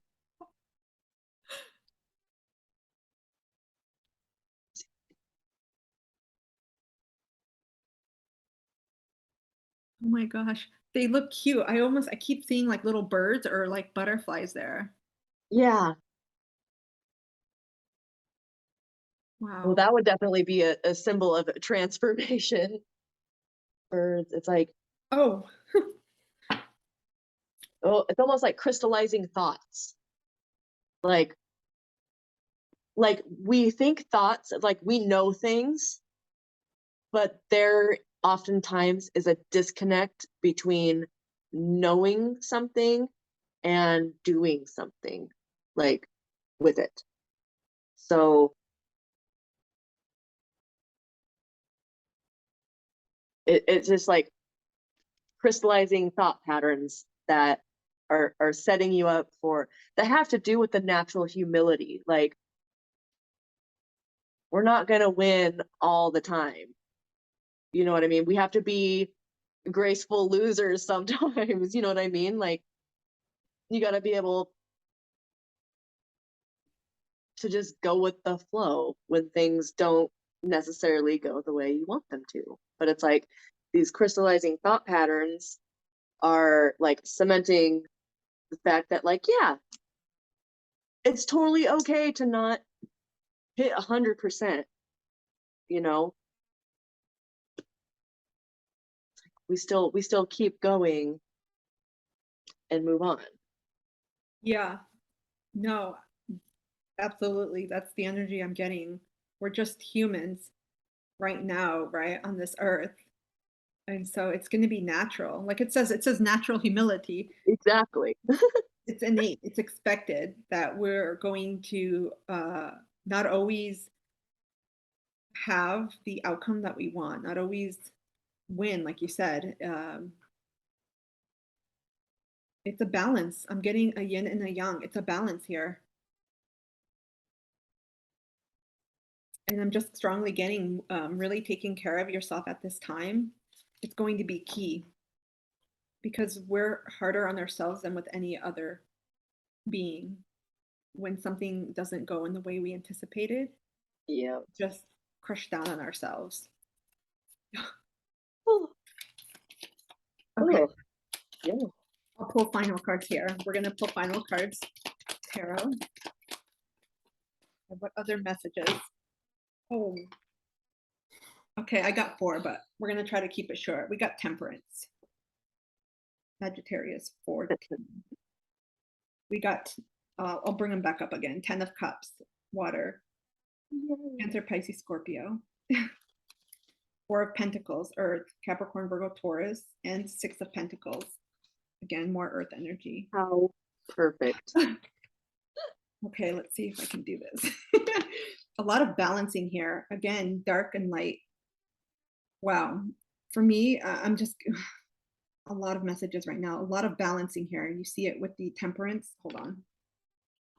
With the Temperance card.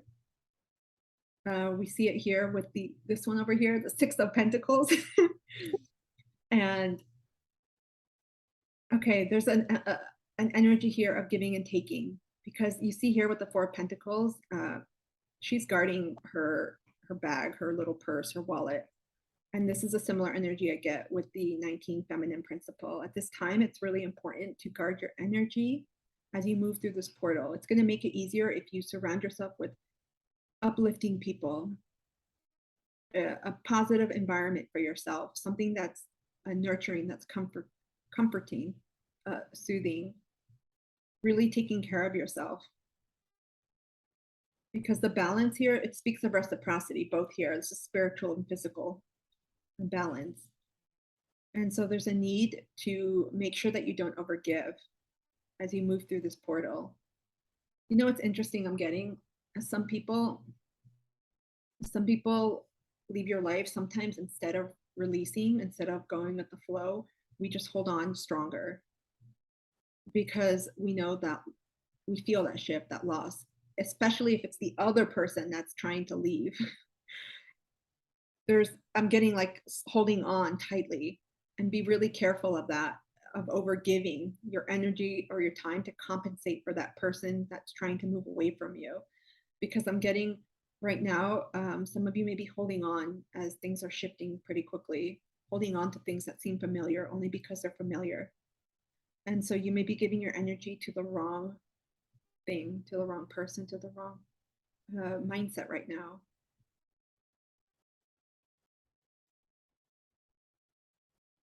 There's a strong need for balance. Some of you are coming into that right now. And as you move through the portal, things are going to balance out in your life. This has to do with releasing. Maybe that taps into the abandonment card that Katie has in the Oracle deck.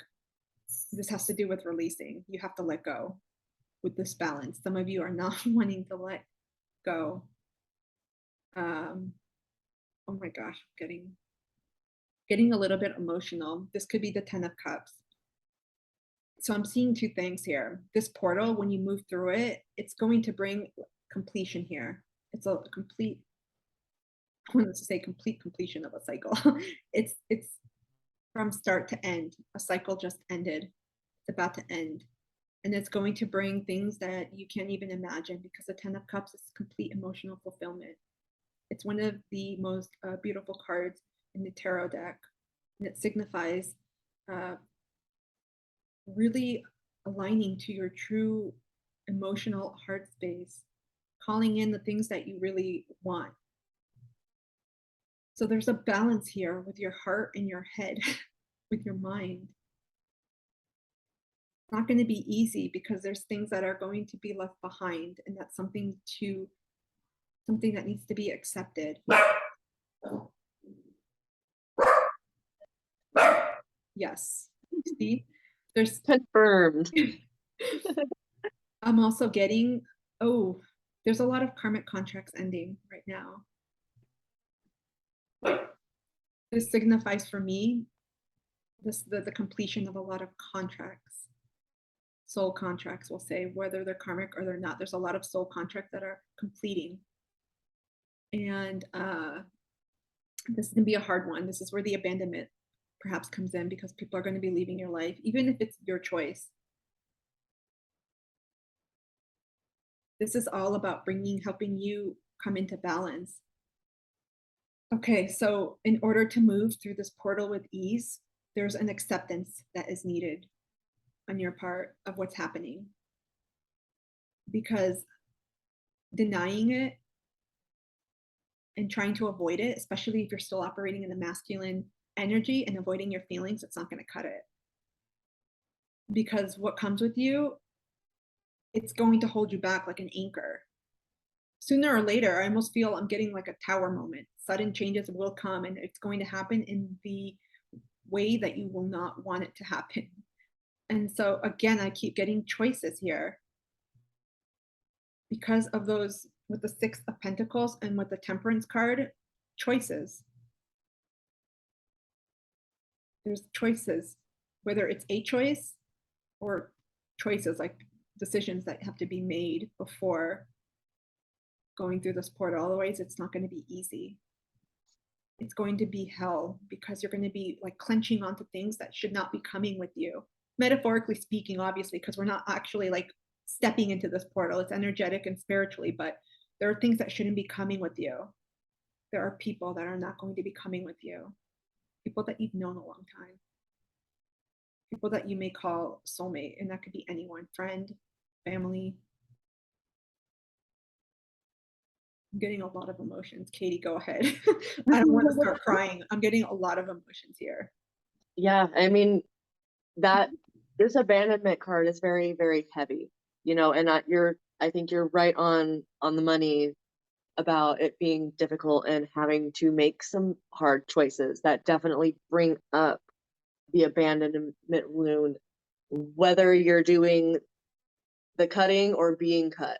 And I'm seeing the temperance and the Six of Pentacles, that it's just like the cycles will it's like the cycles are healing. It's like they have to be severed.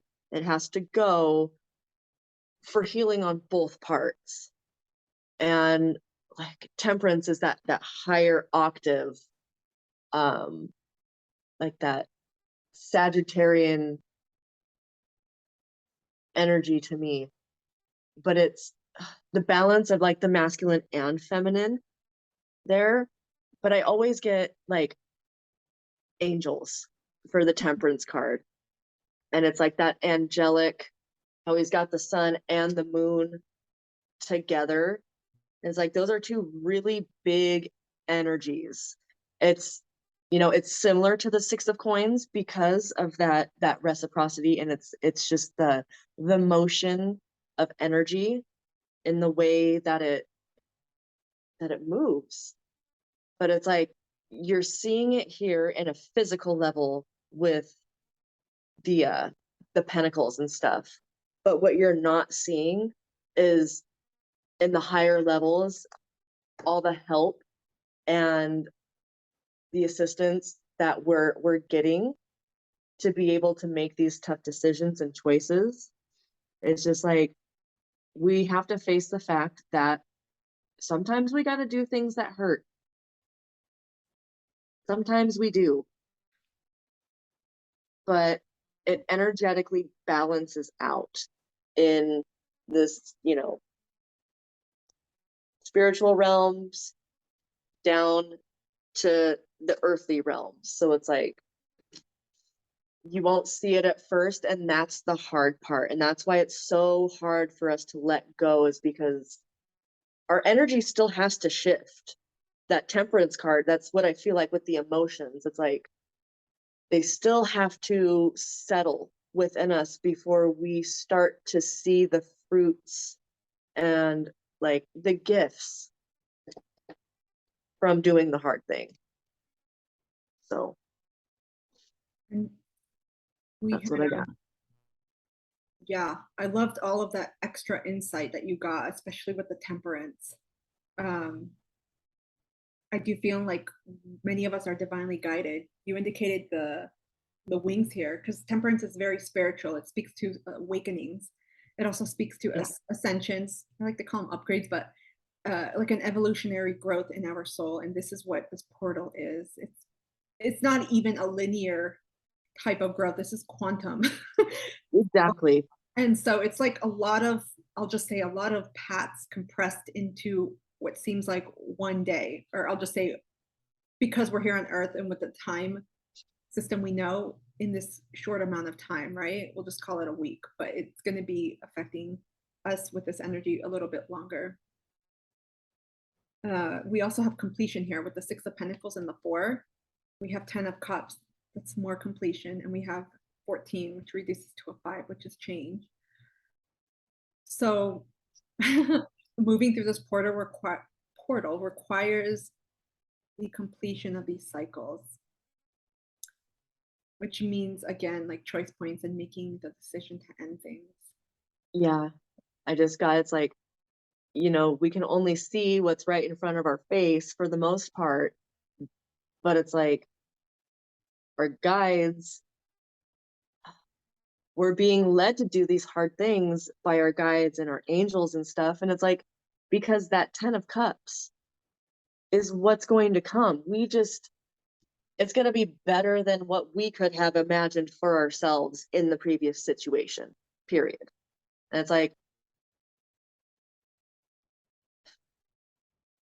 yeah, it's just, it's bigger, it's better. We can't even wrap our head around it, but it's being ushered in.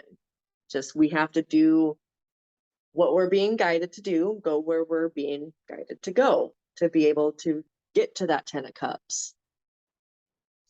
So release the fear. yeah. That's the scary part, you guys. Oh my gosh.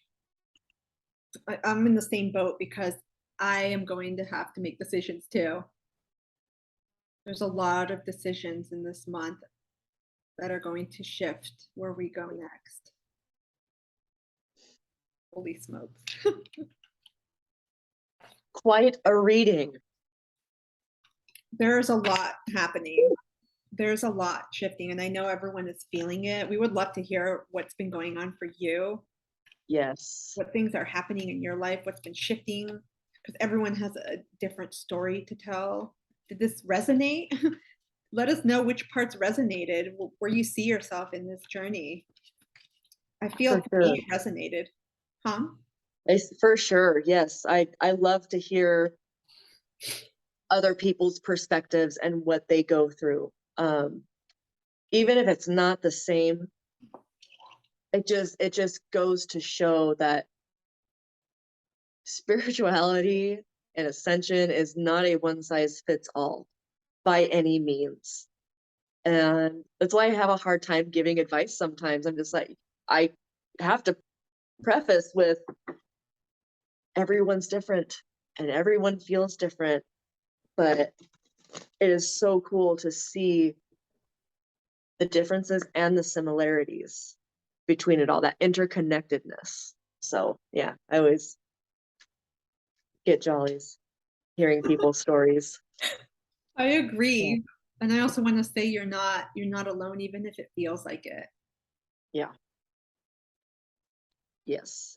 There's been many times, points in life where it's like you feel very alone, even if you're around people. But it's like everything when you're sitting in that, it's like, it's to show you those feelings, to show you what needs healing or growth, evolution. I like to say evolution better than healing now. It's kind of healing indicates that we're like broken or something. I'm just like, we're just on a constant evolution of life and like our gifts and abilities and everything. So magical. No, you said it right on. And especially if you're feeling alone, like you are actually alone. Yeah, just know you're very much connected. You can ask for signs and you will get that connection and receive that confirmation, because we're never alone, even if it feels like it in the physical sense. Wow. You guys, this is going to be, again, like a very strong portal. So nothing to be scared of. Do what you can to prepare and go in it with as much openness, with as much compassion and understanding for yourself, and also with love.